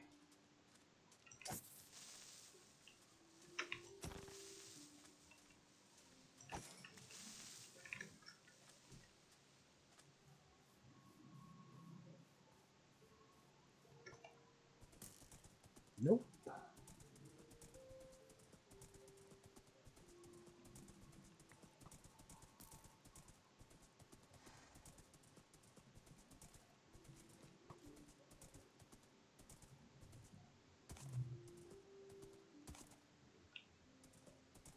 So I'm probably going to have to find an extreme hills or some other type of mountainous biome so I can find topaz, and I also need to break into an amethyst geode somewhere underground.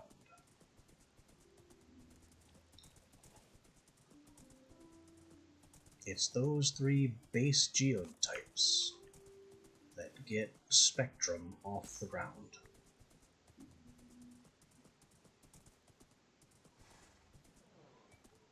Uh-oh.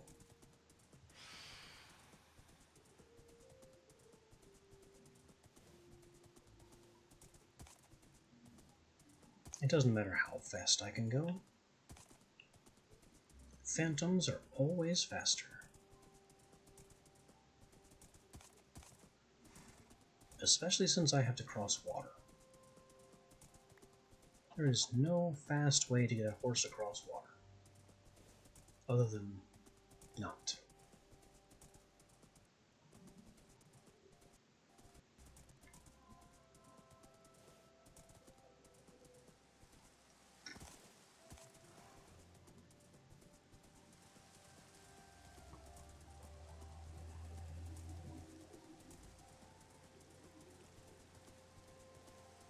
I've got spiders, and animals, and monsters, and creatures of the night, every which way.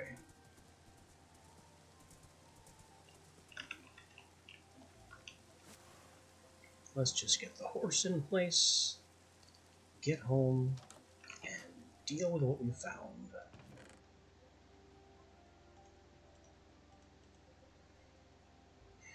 Calcite, smooth basal, a bunch of clay, some sky slime crystal, which goes in here, some citrine, sand, gunpowder, seeds to go outside, cauldrons, chests, eggs. And that is our loot pool.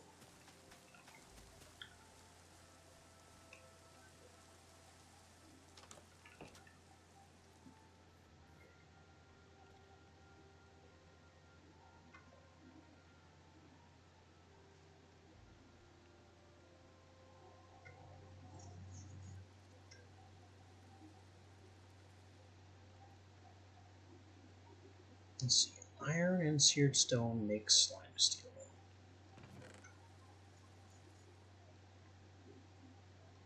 If I could get more iron.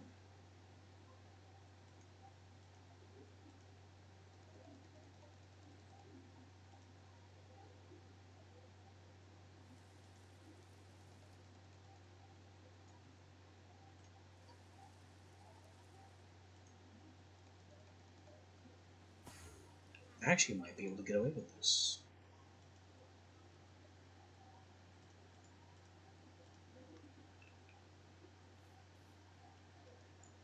Let me just smash all this iron and grout in here.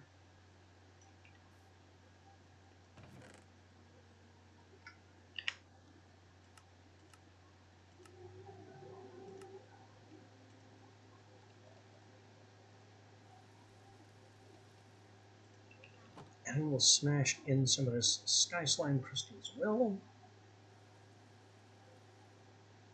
And if I can get 3 blocks of slime steel out of this, then I can make the Tinker Sandal and get access to bigger and better tools.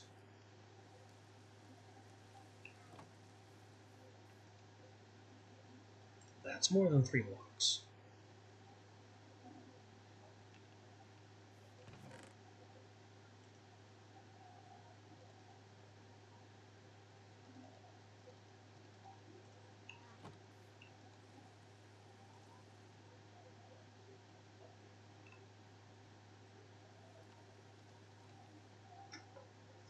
So, a slime steel Tinker's Anvil it is.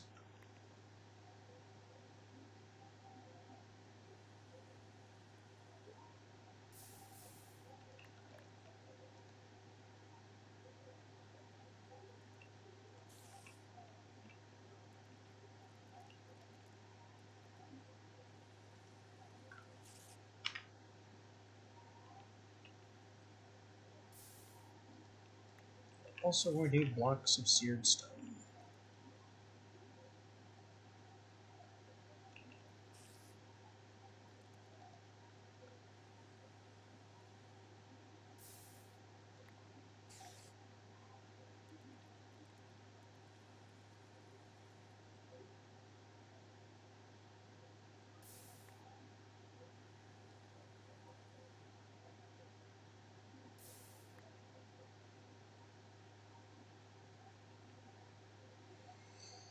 And I know, I just said earlier, who would destroy the Tinker Station as part of making the Tinker's Anvil? But if I'm not going to need this Tinker Station anymore, what better way to get rid of it?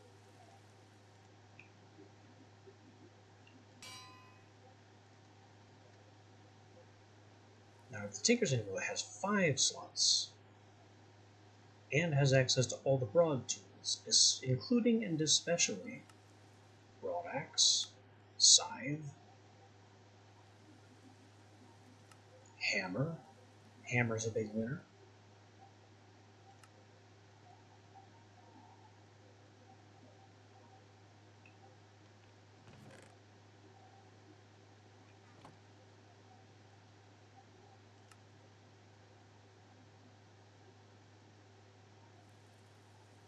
I'm going to need that broadaxe head, which means I'm going to need more gold.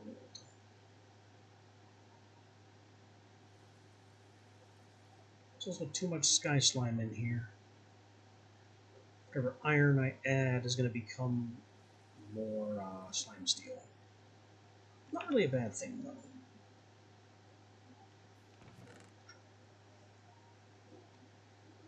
No, the bad thing is that my copper matic is still copper.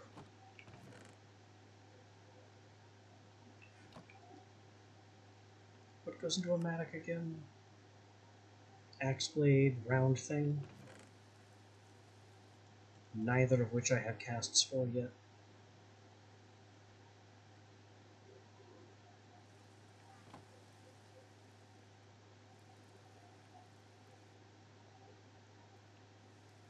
I miss when casts were made out of brass. Aluminum brass. That was so much easier to get on Moss, because it was what? Aluminum and copper? And aluminum you could find practically everywhere. Well, right now I need to step away for a bit, so I will return shortly.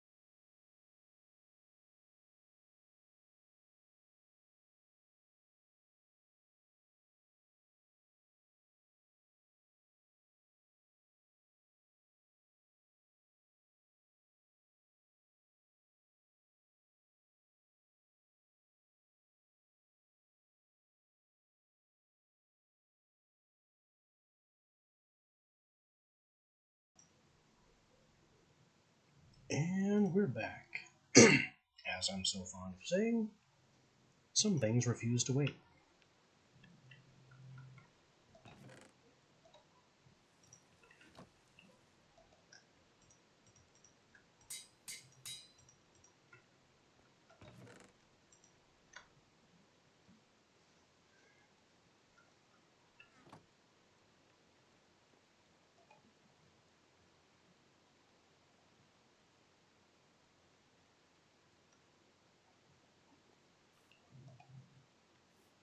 Only at night. Is it not night? Well, it's raining, so who knows what time it is. If only I'd made a clock. That's not what I'm doing right now.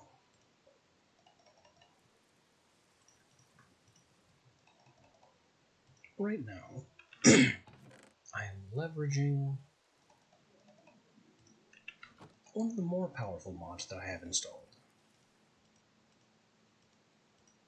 This is Nature's Compass, which I highly recommend alongside any mod that relies on exploration.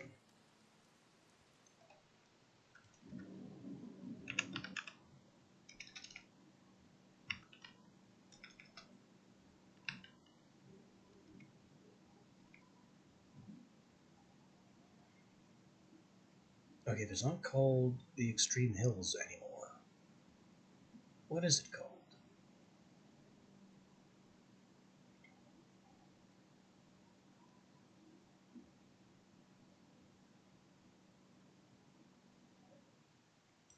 Savannah Plateau? Ah, Stony Peaks would do it.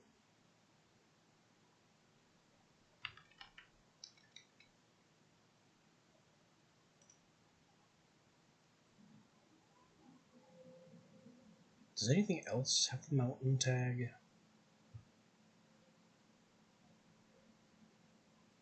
Anything else useful?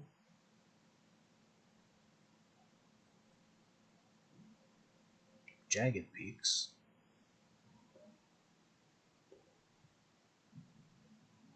Frozen Peaks.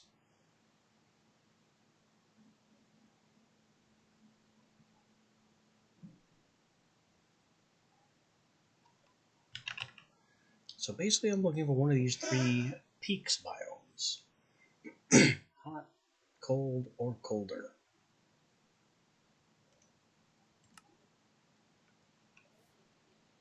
A kilometer and a half almost for Stony Peaks. Slightly more for Jagged. And Frozen is 2 kilometers. So we're going for Stony Peaks. And we're going to do it with a bit more armor than I have. Because those skeletons are getting obnoxious.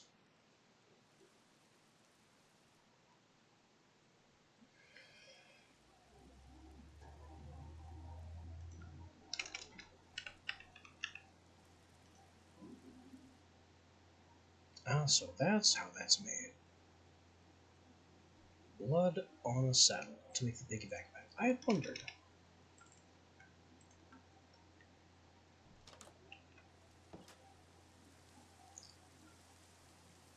So, we have our heading and our distance. And the terrain is going to be a little bit too complex for horse. Wait a minute. No, I can't do better yet. I was just thinking there is a better and faster way to travel, but I don't have access to it at the moment.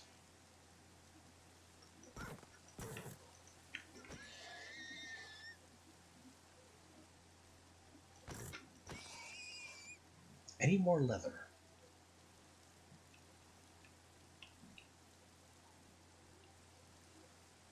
which, since leather is exclusively a low count mob drop, is going to be a constant problem.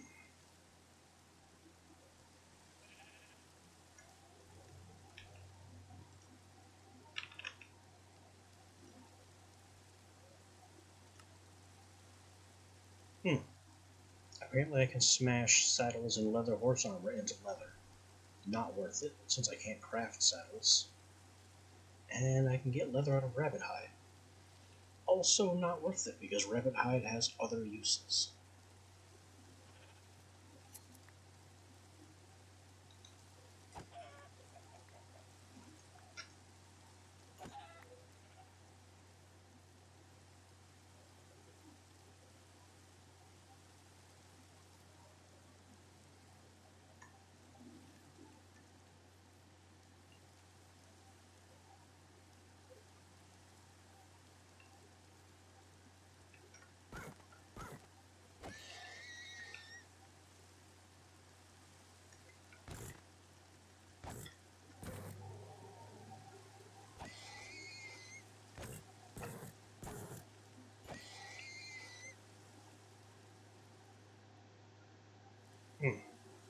We are stuttering and freezing a lot. All I'm doing is massacring horses. So there's really no reason for that.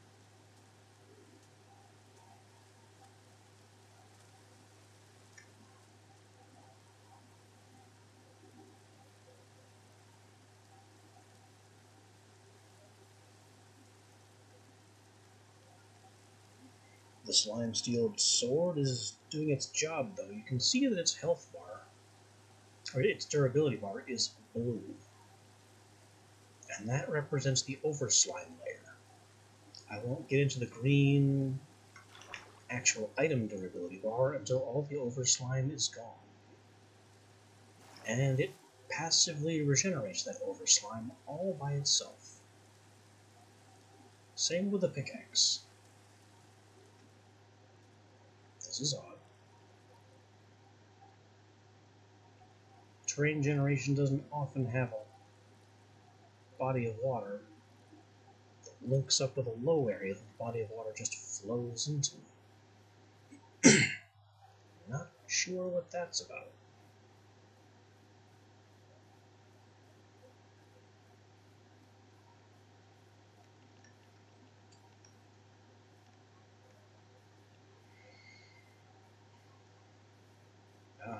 Cows.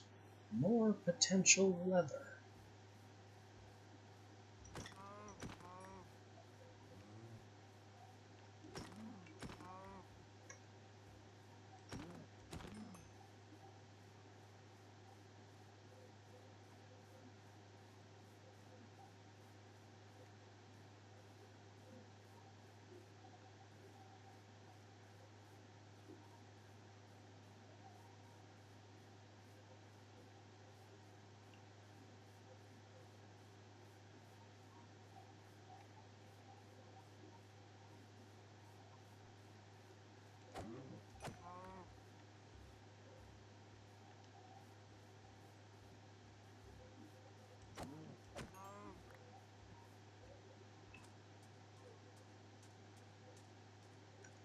I do have to be careful about what I loot, because I'm going to need inventory space when I arrive to hold the topaz that I'm looking for.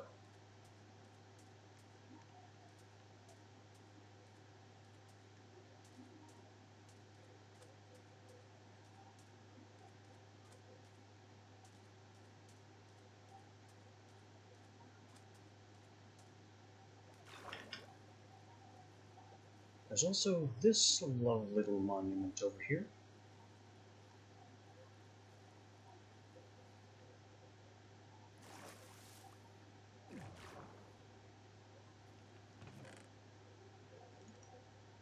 Which has some obsidian flint.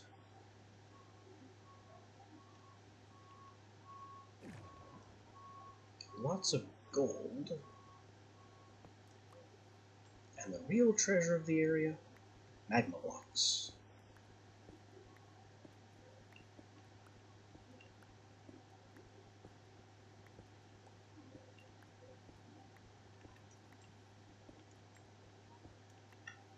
these are nice to have for a few reasons.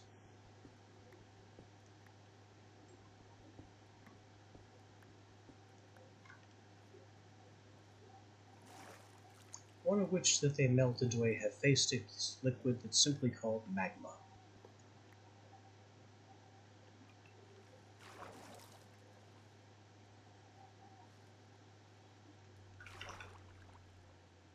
Kelp is nice too, but I just don't have enough inventory space to dedicate to the amount of kelp that I'm going to need later.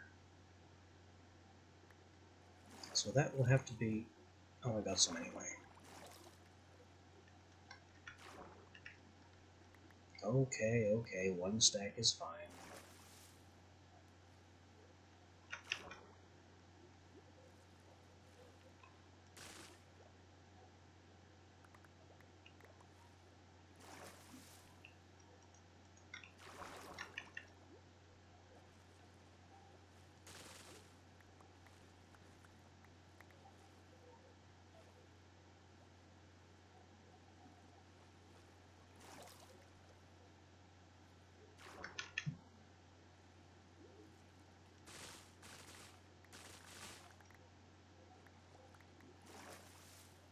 There, 63 kelp.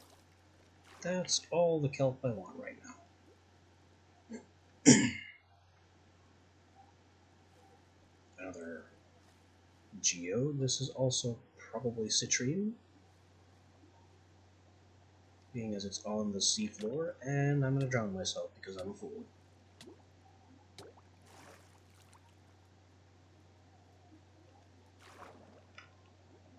Take a peek in here. Yeah, that's yellow. That's all I needed to see. That I don't need to see.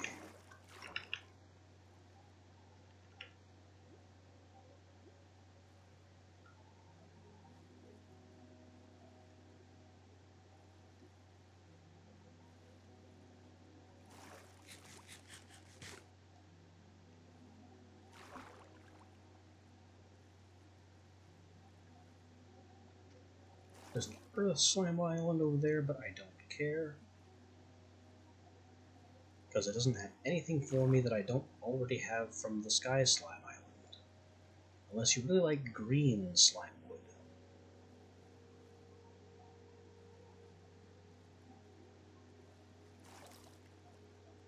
That's gotta be the Stony Peak. So we're almost there.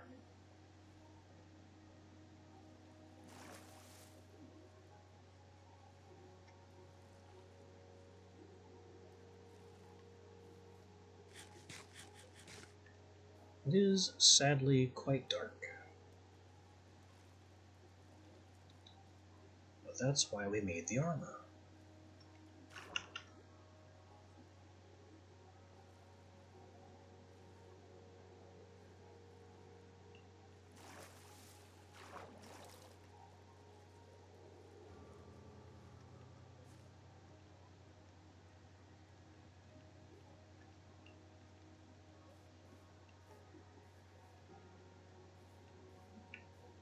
Now I just need to get up this mountain and hopefully it has a geode. Before the creeper I hear sneaking up on me blows me up.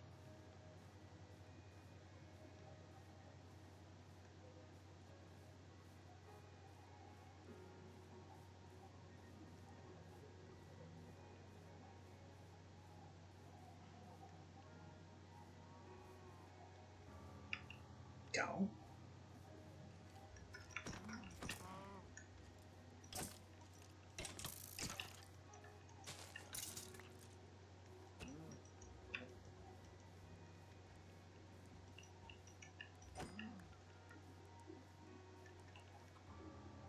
I don't really want to mess around with skeletons and such and be forced to pick up a bunch of nighttime monster resources.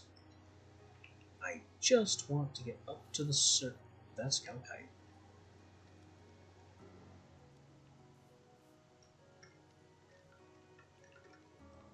I don't think it's the type of calcite I need. And no, I do not plan to be consistent about how I choose to pronounce that. So there. Oh boy. Look who's back.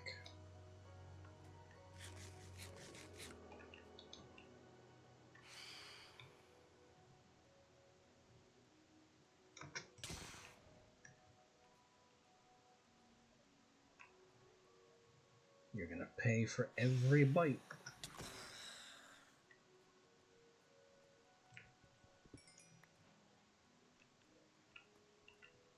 All this calcite, but it's not a geode.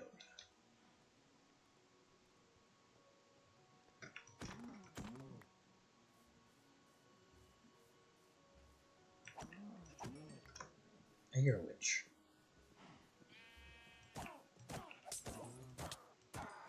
How dare you poison me?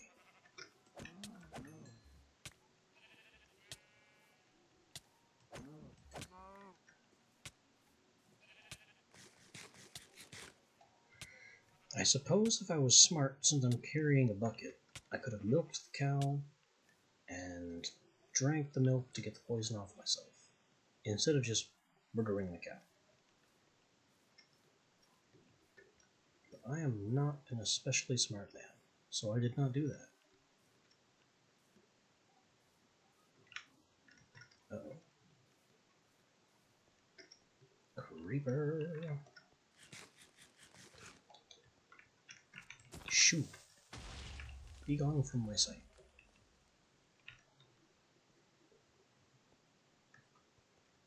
So, lots of coal up here.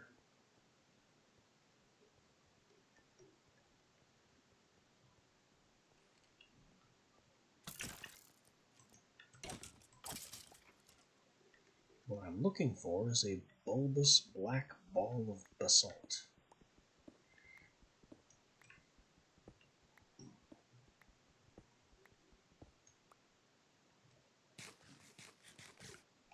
Which I am simply not seeing.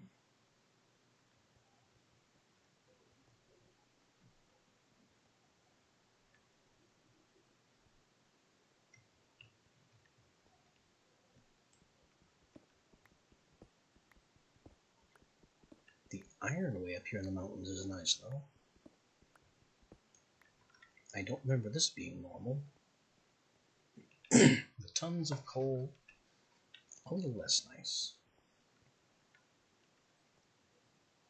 It's not exactly hugely important to me to have tons of coal on hand. This isn't industrial craft. What is surprising me, though, is how much emerald is exposed to the surface.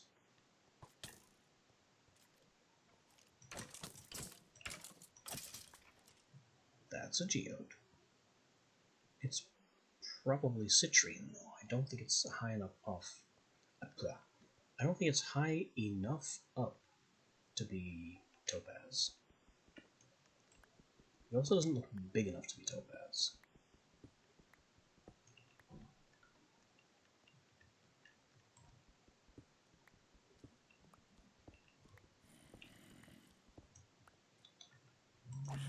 Loving all this iron, hating to have to fight for it.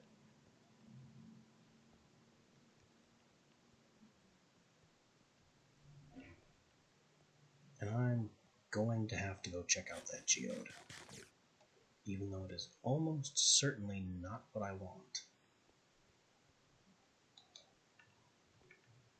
I am not seeing a geode at this height, which would be what I want.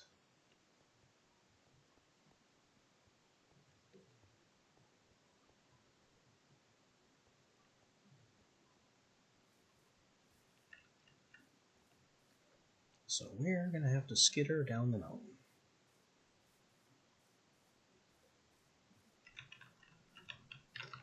And take a peek at this bulbous black ball of basalt.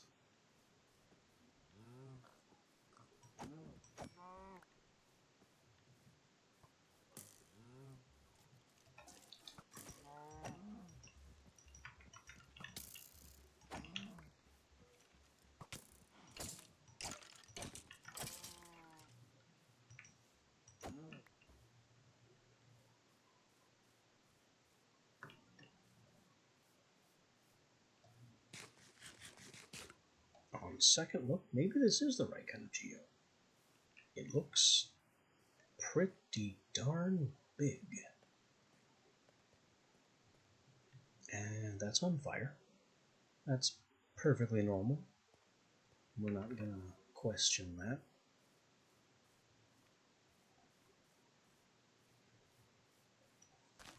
I don't see a convenient opening on any side of this thing. So we're gonna have to make our own.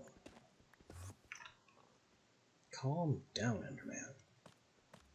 Ah, and it's blue. This is exactly what we want.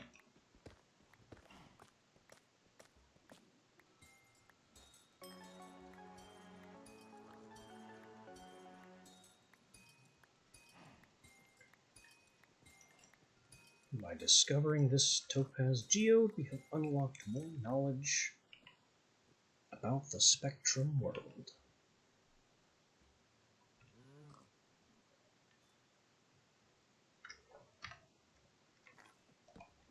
Unfortunately, our inventory space is extremely limited.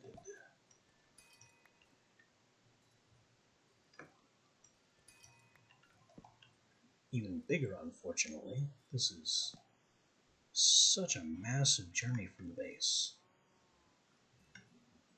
And I'm going to need so much of it.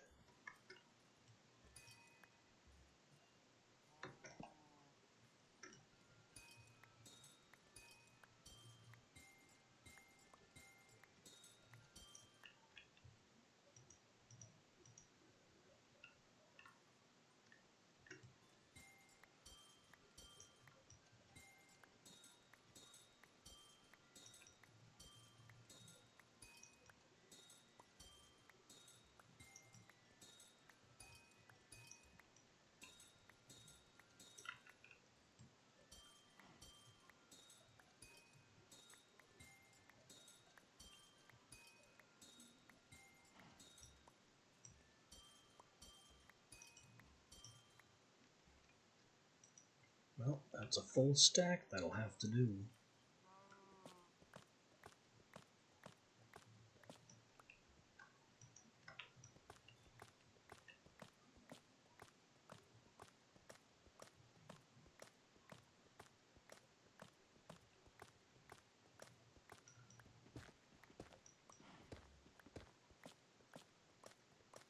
There's more calcite and basalt to grab.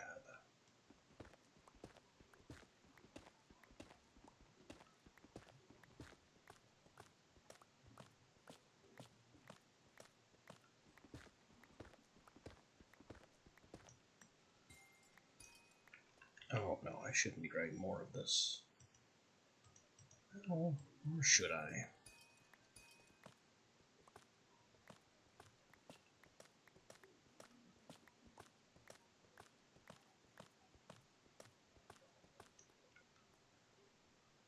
Oh. We are full on calcite.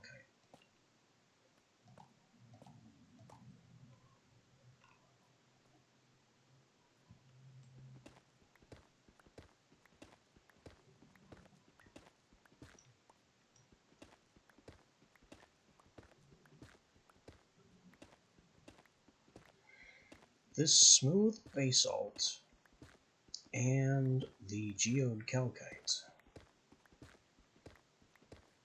are, as I said earlier, major structure blocks in the building of pretty much everything to do with Spectrum. Personally, I prefer the basalt for the dark look, but it's also not as plentiful. I swear the calcite layer is thicker than the basalt layer on every geode.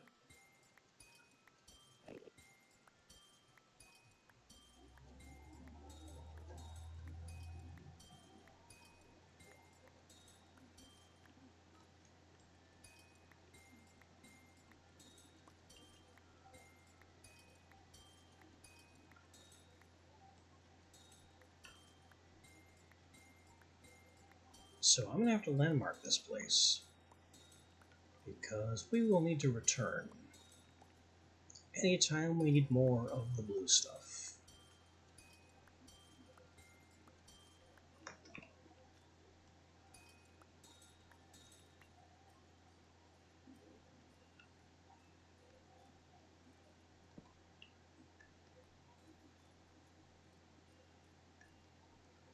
So let me just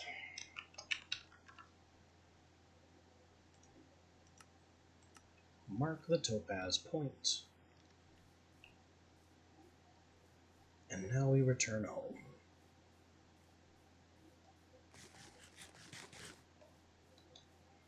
With our bags full. Let me make that 3 bags full.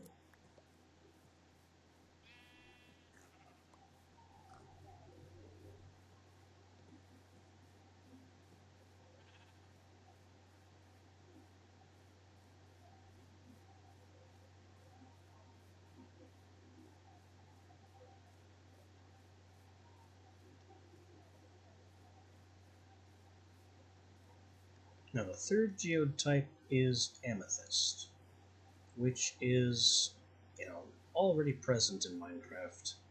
It's a vanilla gem type, and it's deep underground.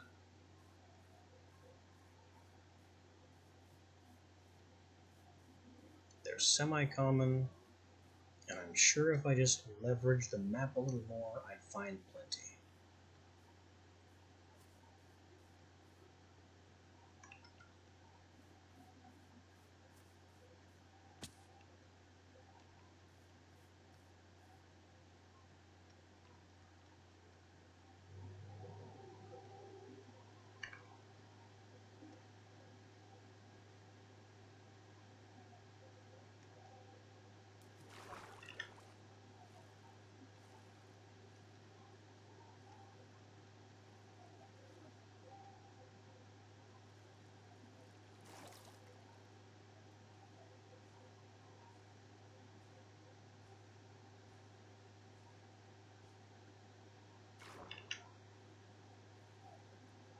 Oh. I kind of need that weird little orange thing. So I will be dumping that bow. This is another surprise tool that'll help us later.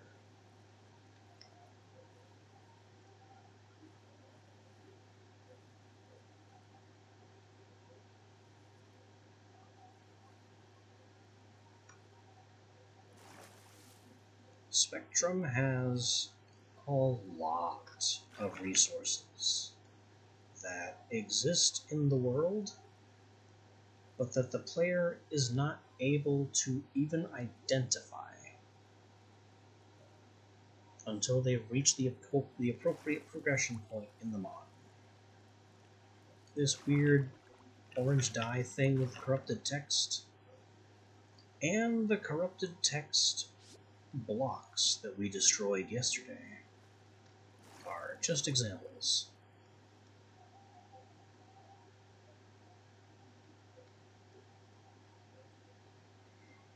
There are also some trees that are not what they appear.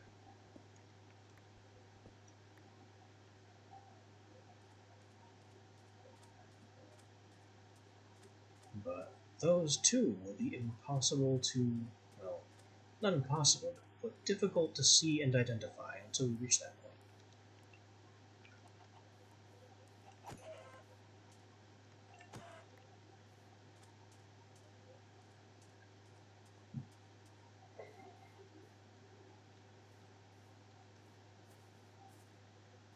Right now, I'm just trying to get home.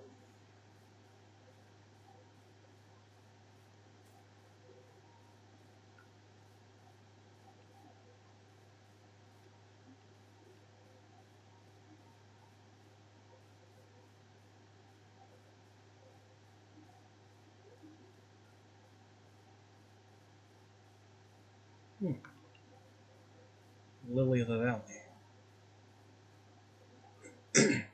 In some mods, that flower is a progression item. I don't think I need it.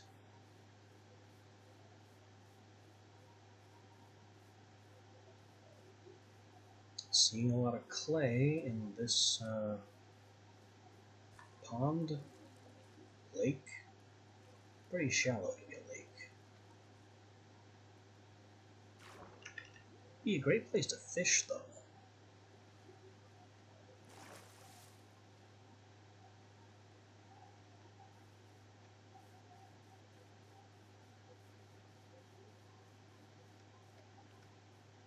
I should really lay off the sprinting. It costs so much food.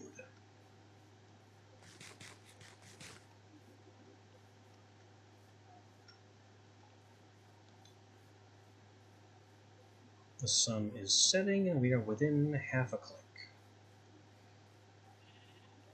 Hello, sheep.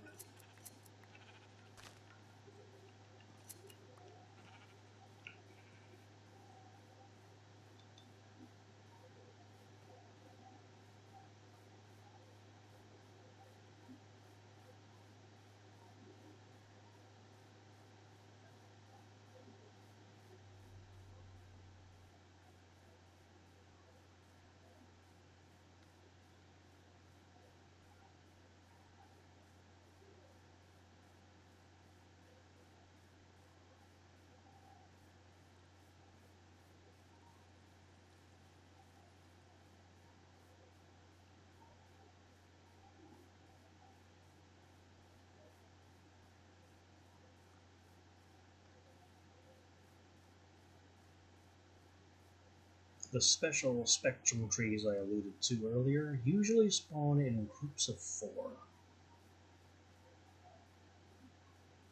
And they also do the thing where the tooltip is corrupt.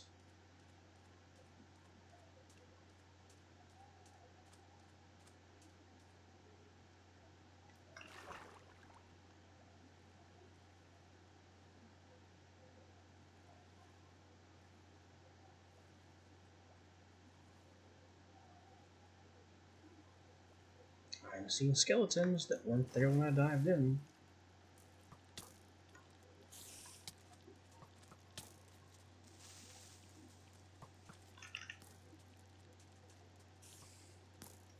See ya.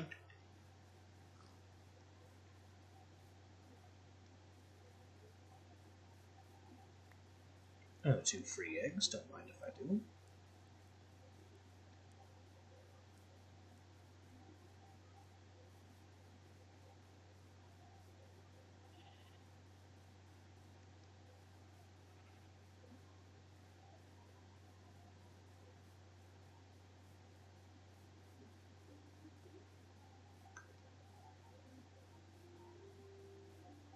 And there it is. Home sweet hole in the ground. It's not glamorous, but it gets the job done.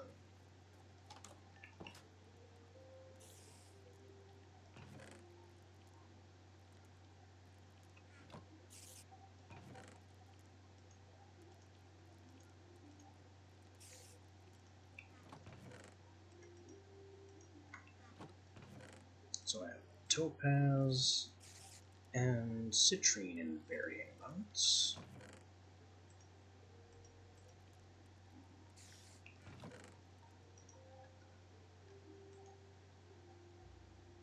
Some more assorted loot, some more iron. Definitely get that iron melted.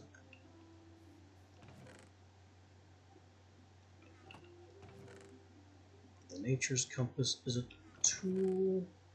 All this stuff is loot, but these are technically food.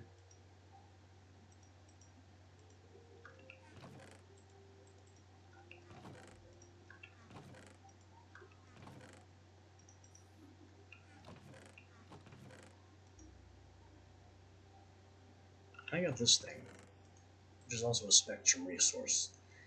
At some point, I'm going to have to separate out the spectrum-specific resources.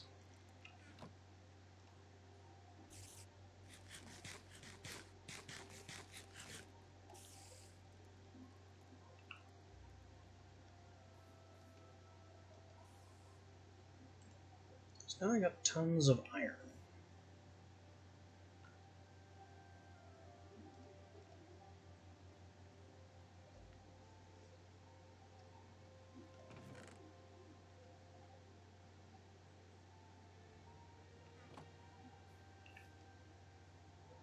And there's no gold in here.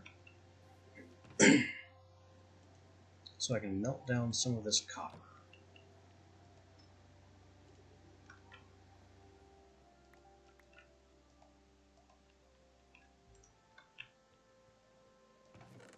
make that practically all of the copper.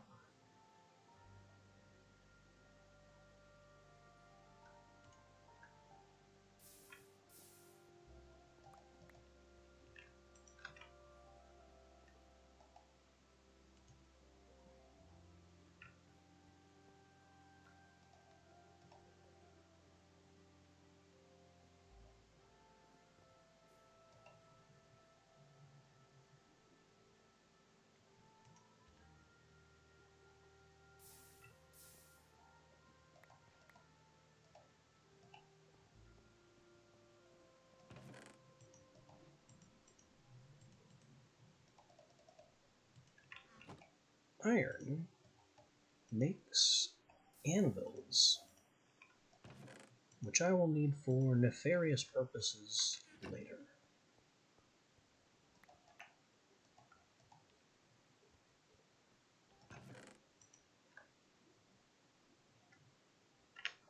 Can I do anything useful with copper? The 1 ingot can is not useful. Traveler's stuff. That has potential. Oh, backpacks. I forgot I had this installed.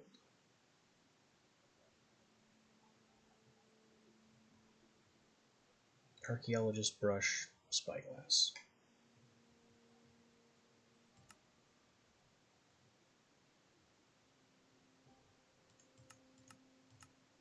That seems like about it for immediately useful copper.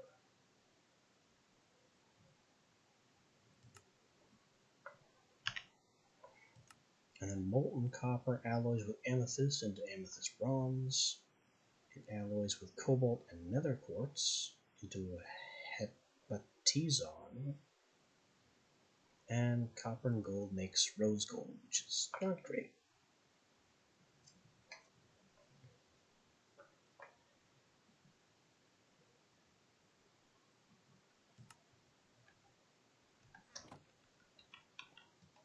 So I have tons of copper and very little that I can do with it.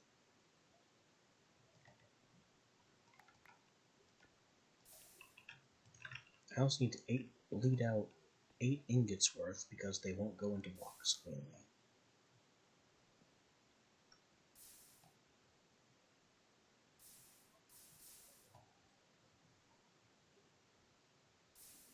Should be 3 ingots and 8 blocks besides. 2 ingots. Keep pouring blocks. 1 ingot. There we go. That's the spare ingots. And then we pour blocks.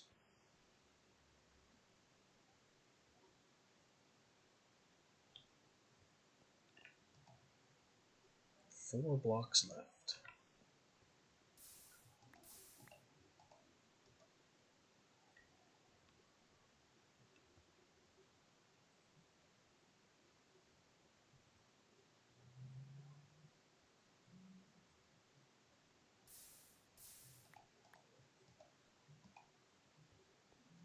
That should be it.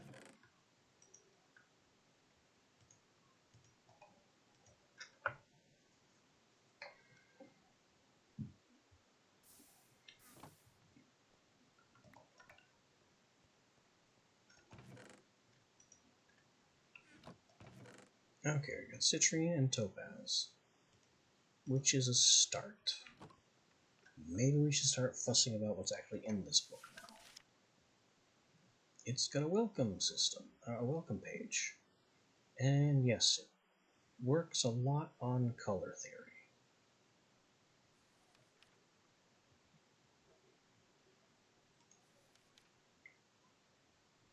So you got progression hits, which are considered non-canon. Sometimes they're useful, sometimes they're not. They're always expensive.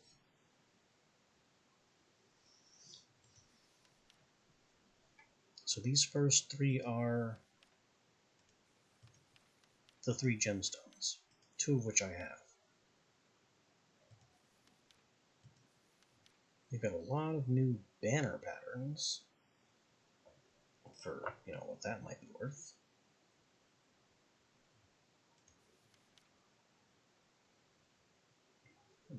Basalt and calcite.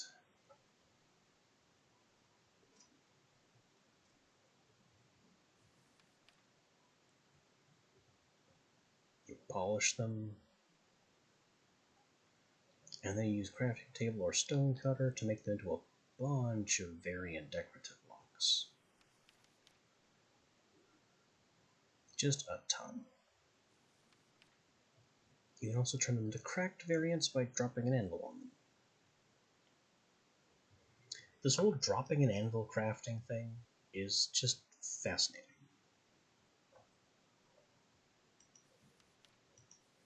And then gemstone blocks are a block of gemstone shards. When I unlock amethyst, that'll be in this page too.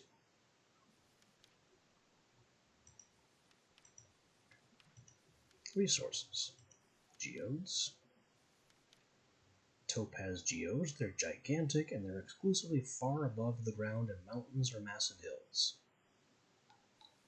Citrine, middle layers of the world, sometimes even accessible from the surface.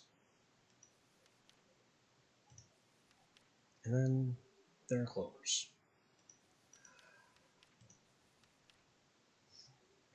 Here we get really to the meat of the mod. There are topaz shards, citrine shards. Citrine represents energy, whatever that means. Topaz represents matter, whatever that means. There's a paintbrush, which is one way to activate the pigment pedestal. Kind of like there was a star wand in Astral Sorcery, so that's kind of the inspiration here.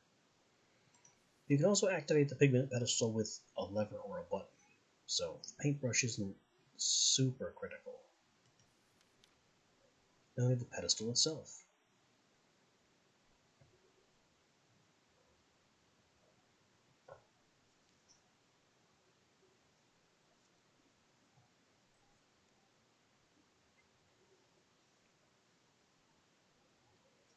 Which base comes in 3 flavors: topaz, citrine, and amethyst.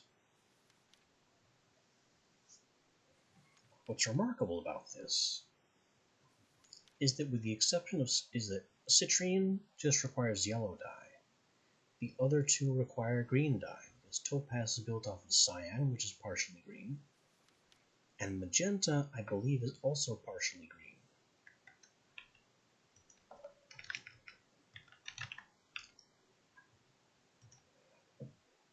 Oh, that's not right. Okay, so it's just pink and purple. Or straight lilacs. Red, red, blue, white. So I guess that's not the case. Why did I think it was? Probably because I usually begin Spectrum inside a topaz geode.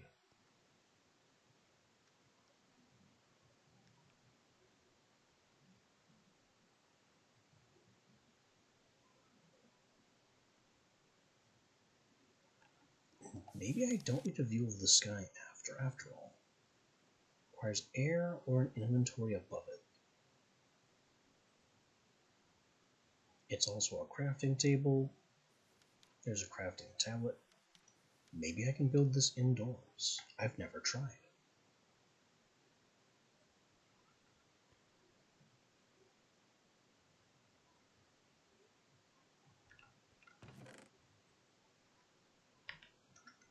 In any case, I've got all this leather now.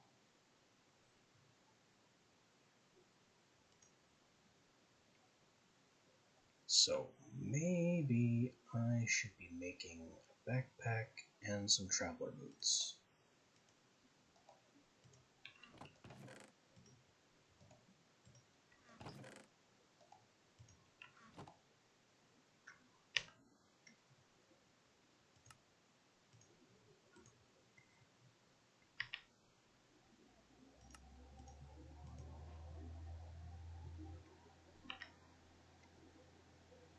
Anything else nifty I can do with leather?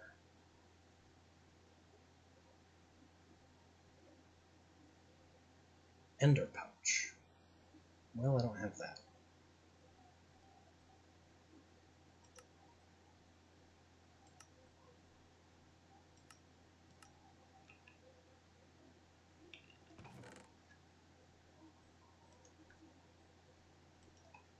I could just immediately upgrade my backpack to make it bigger, because currently it is single chest sized. And while that's nice to, to have,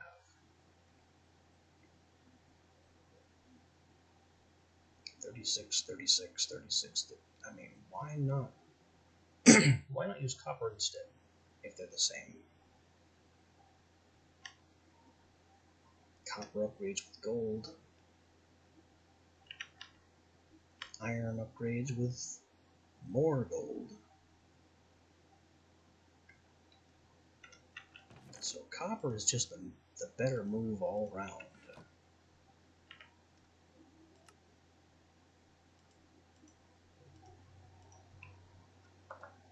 Now I have 4 rows.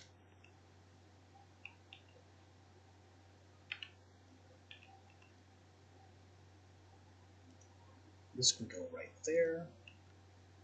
And I have a hotkey for it. Excellent. Why did I grab this string?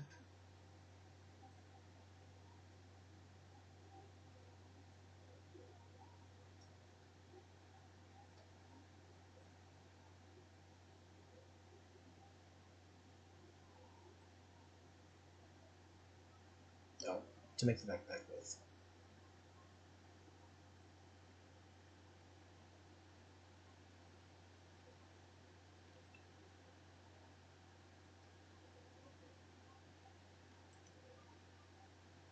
So now I've got traveler's boots. Why did I make these when I already have leather boots?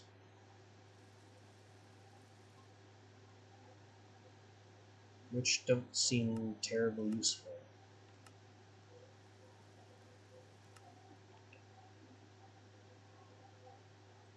Well, for all of these slots, armor upgrade, upgrade, defense upgrade, ability upgrade.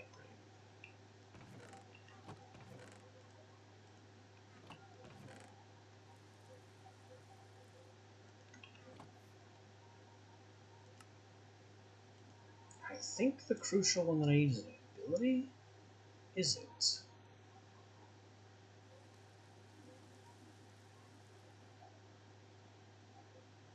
Armor bouncy. That's the one. A long fall would be preferable, but it requires feather falling 4. And feather falling, while that is only an upgrade, costs a lot of feathers. And 1 upgrade slot per level. So it is more material efficient to use bouncy. Unfortunately, I can't do that until I get into the Nether, because this is a type of slime exclusive to the Nether. So that won't be happening just yet.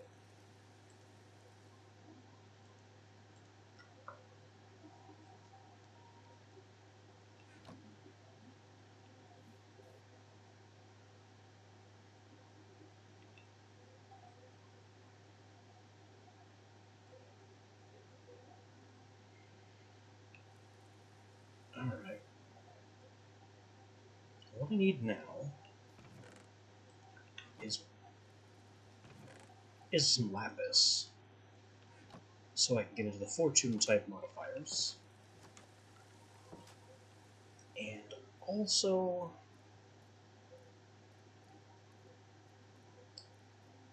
definitely amethyst.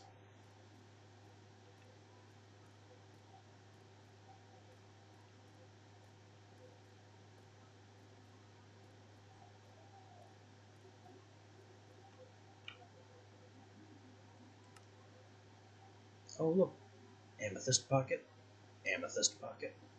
Just what I need.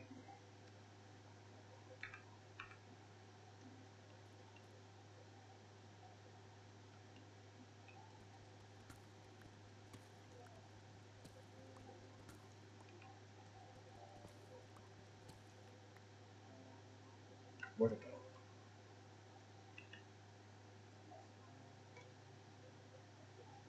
It must be lower down.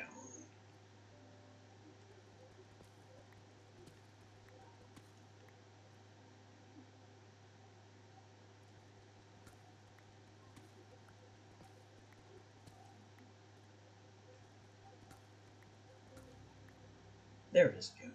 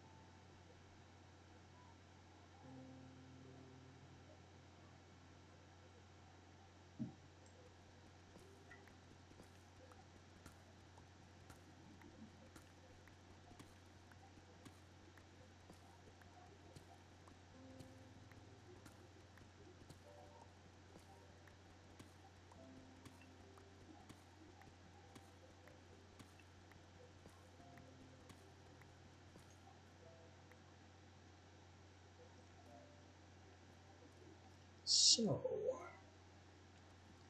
what's the over-under on it still being below us?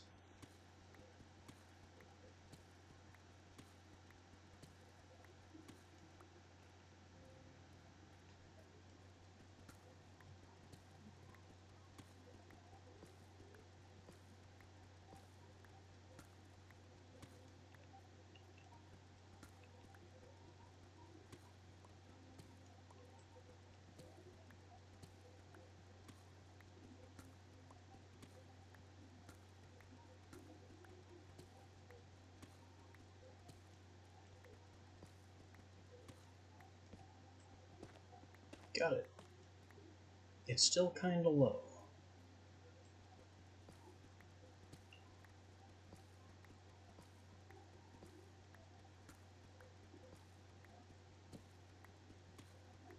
So I'll just keep carving down-ish. Definitely take that.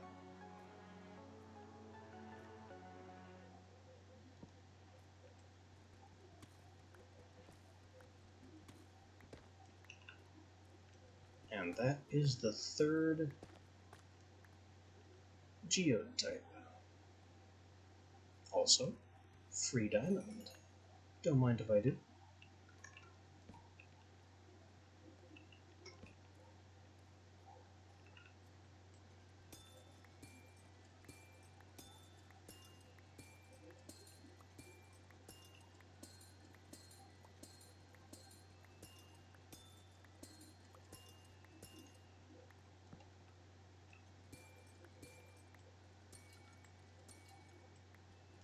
I'm gonna have to tear this up just like the topaz one.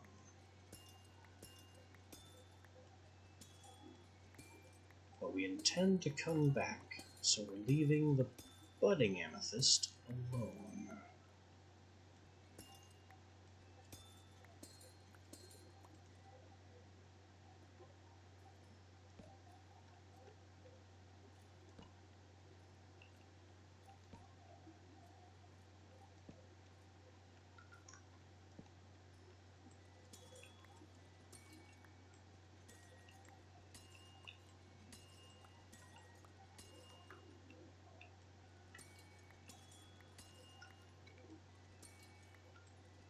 all these clusters are fully grown because we kind of live in the area.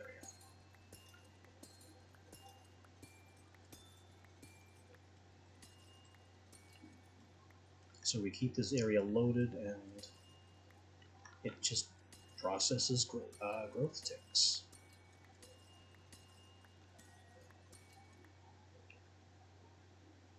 That's a lot of amethyst. Is it enough amethyst? That's a separate question.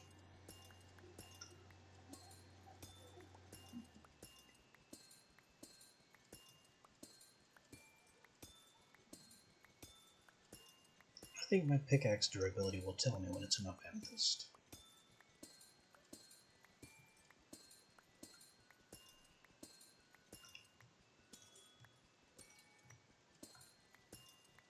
Funnily enough, the fact that Spectrum relies on amethyst as one of its core color mixing components actually annoys me. Because outside of the Spectrum mod, I actually really like amethyst blocks as a decorative block.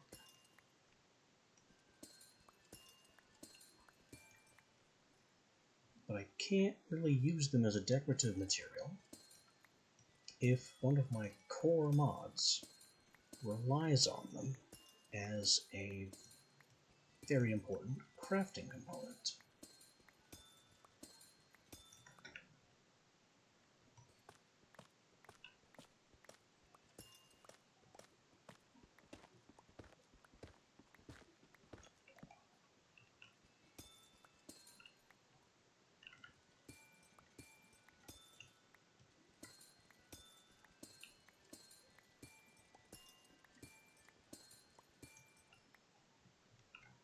That's gonna be enough amethyst.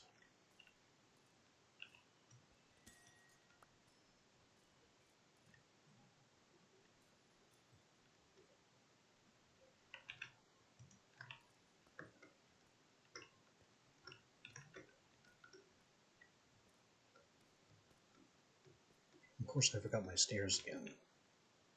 And it's looking like I'm gonna want a slime steel repair kit.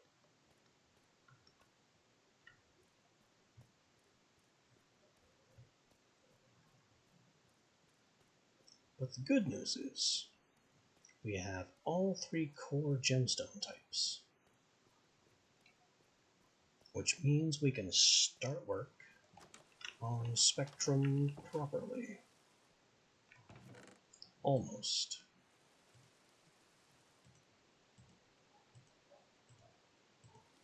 There is still one missing element.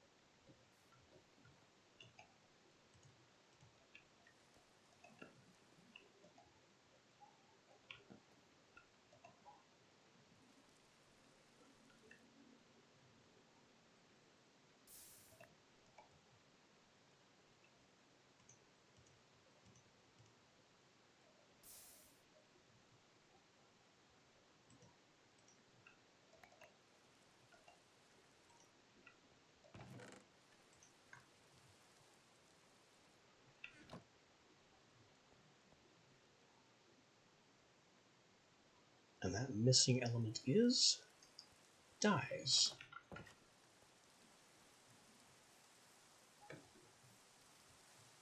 Spectrum has a very large reliance on colored dyes of all types.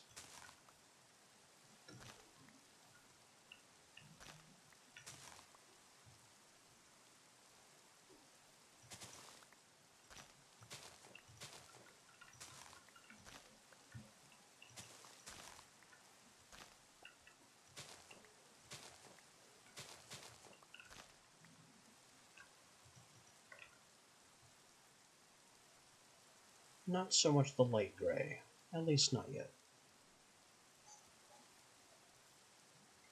But the reds, yellows, and blues, they're big. That's a random block of gravel. I suspect an Enderman is responsible for that.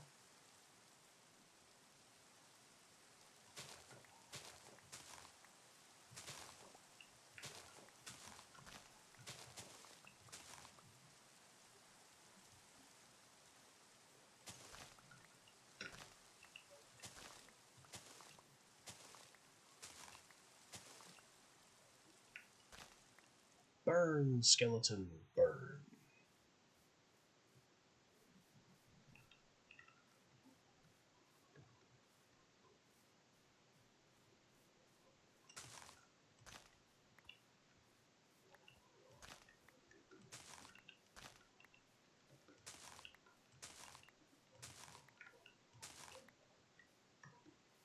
I'm also going to need to collect some bees at some point.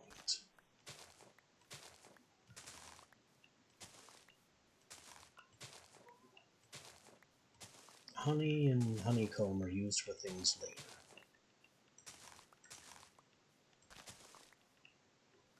So I will need at least one hive.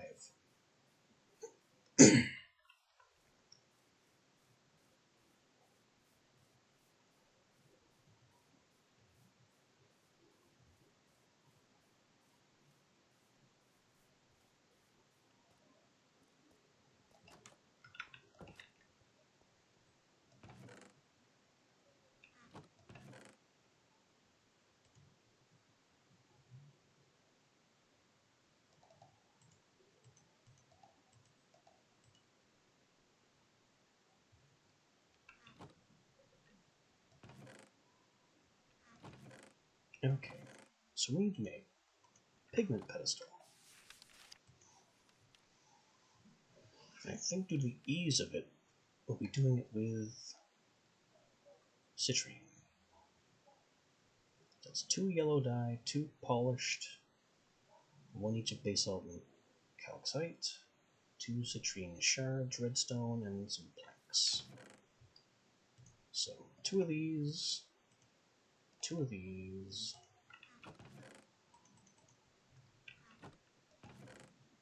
any 2 planks,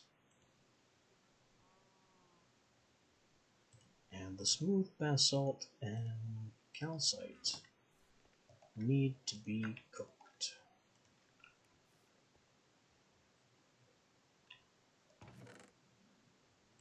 And we'll just go ahead and cook a surplus of smooth basalt because I prefer it.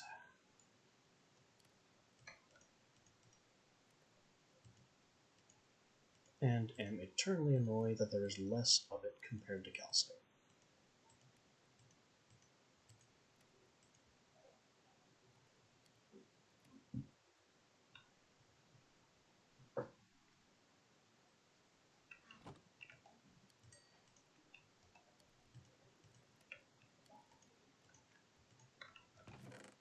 And 1 redstone.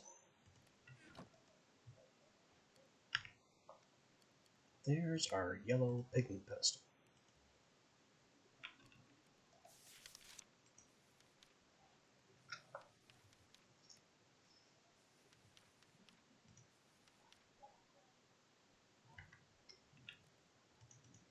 There, I did it.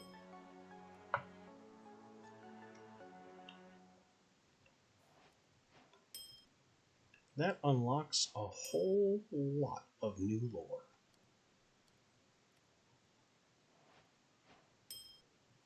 We're just tripping over ourselves with lore.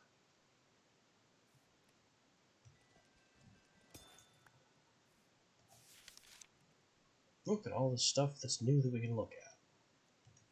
Equipment. Glow ink and rabbit hide makes night vision goggles that are powered by glow ink.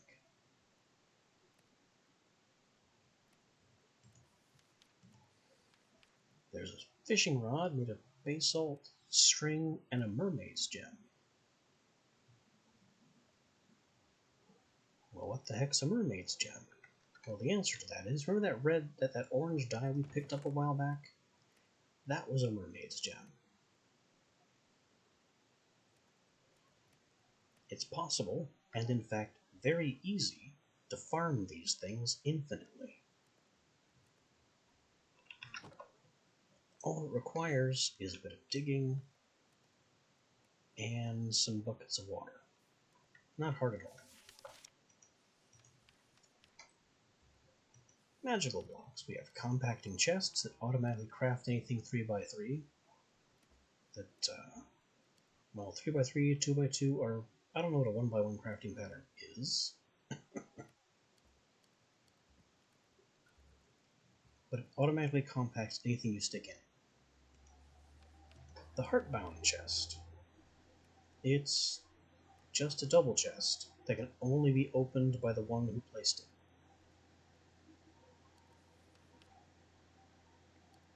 Not a huge deal. And then Liquid Mud, which is made with mermaid's gems. It's gotta be made with real mud, though.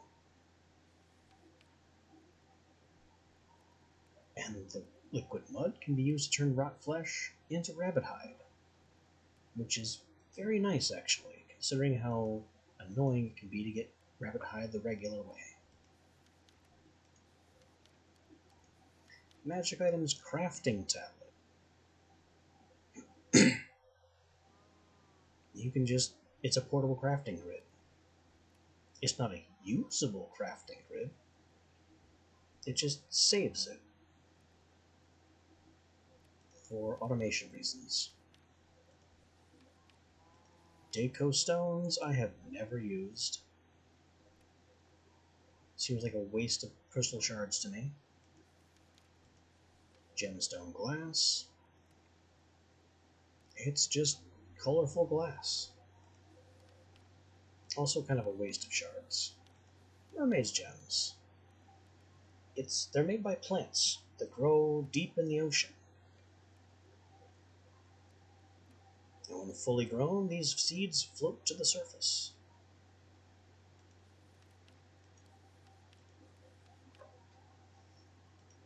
Now we have access to gemstone powder, which you get from item crushing. And item crushing is as simple as literally dropping an anvil on things. And yes, the farther the anvil falls, the better. You can turn cobble into gravel. You can double dye production. And its intended use is smashing gems and these gem blocks into dust. So that is what the anvil was for this entire time.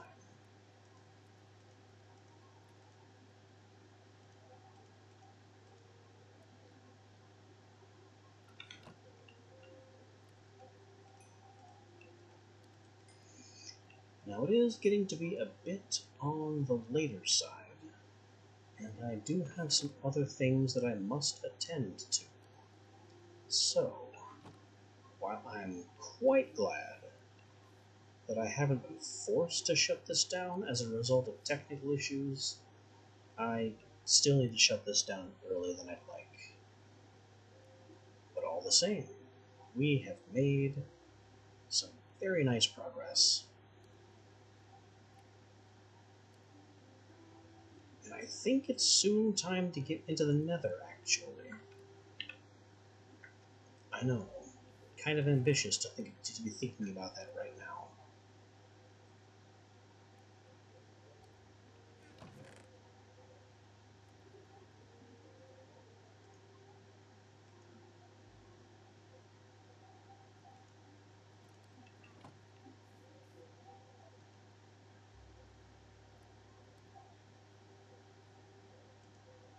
What do I do with this? Can I just pour this out of slime balls?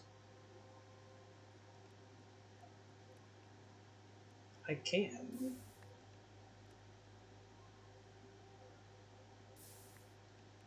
I want to empty this out so I can throw a ton of grout in there. And then have all of the bricks I could possibly want. But that means getting this molten slime steel out of here.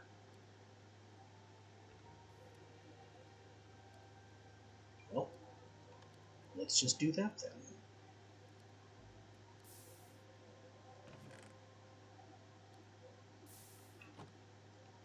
Auto pour the slime steel and melt the grout. Let me have this hopper.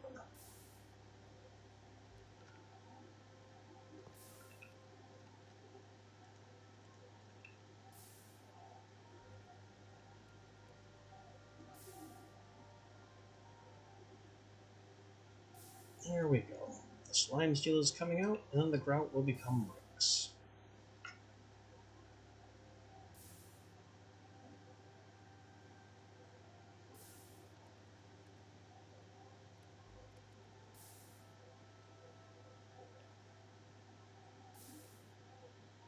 The grout is getting out of hand.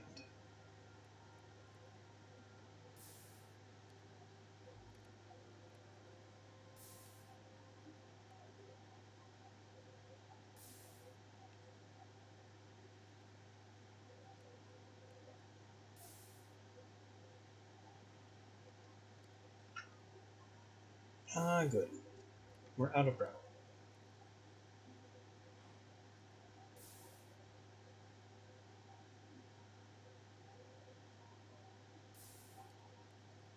So now it's just all brick all the time. That's gonna be a lot of bricks.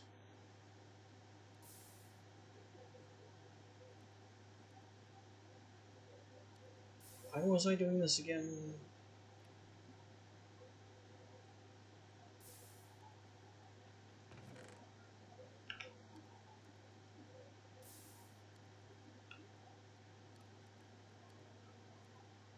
And I was gonna make some storage tanks.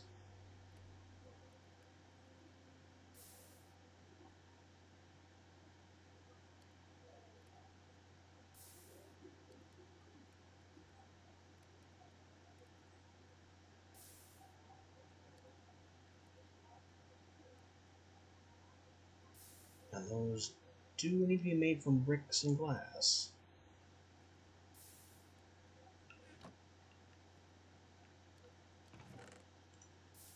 So I guess that's the reason for my madness.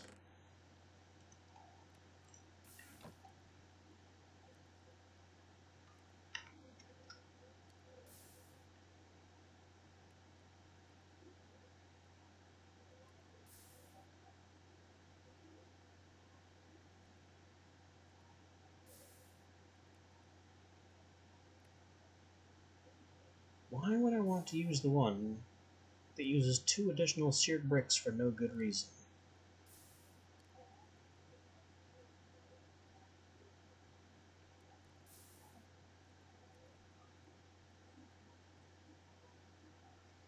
And there's this one, with the same cost as this one. Alright, let's explore. Seared fuel gauge. Compare to seared ingot gauge.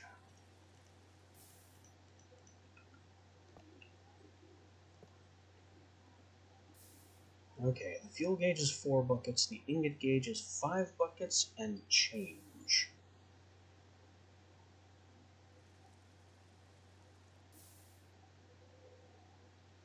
That's a weirdly specific number. It's like 5 buckets plus 2 ingots and a half, roughly.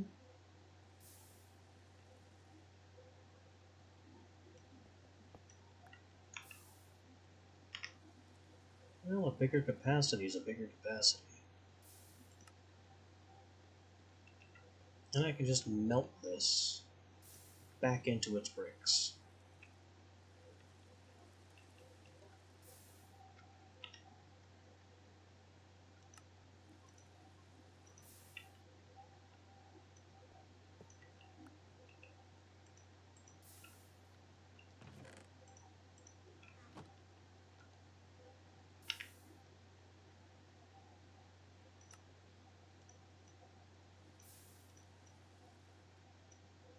Let's make a whole bunch of them. And this will help me out with my lava supply issues. We'll go back downstairs to the lava pillars room, collect a whole bunch of lava to fuel this with, and then not have to worry about our lava supply for a while.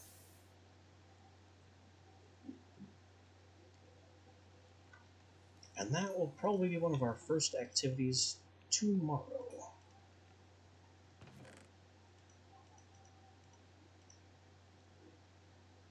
Wait, nope, not tomorrow. Tomorrow's Tuesday, which I traditionally take off. So these tanks will be our first task Wednesday. Until then,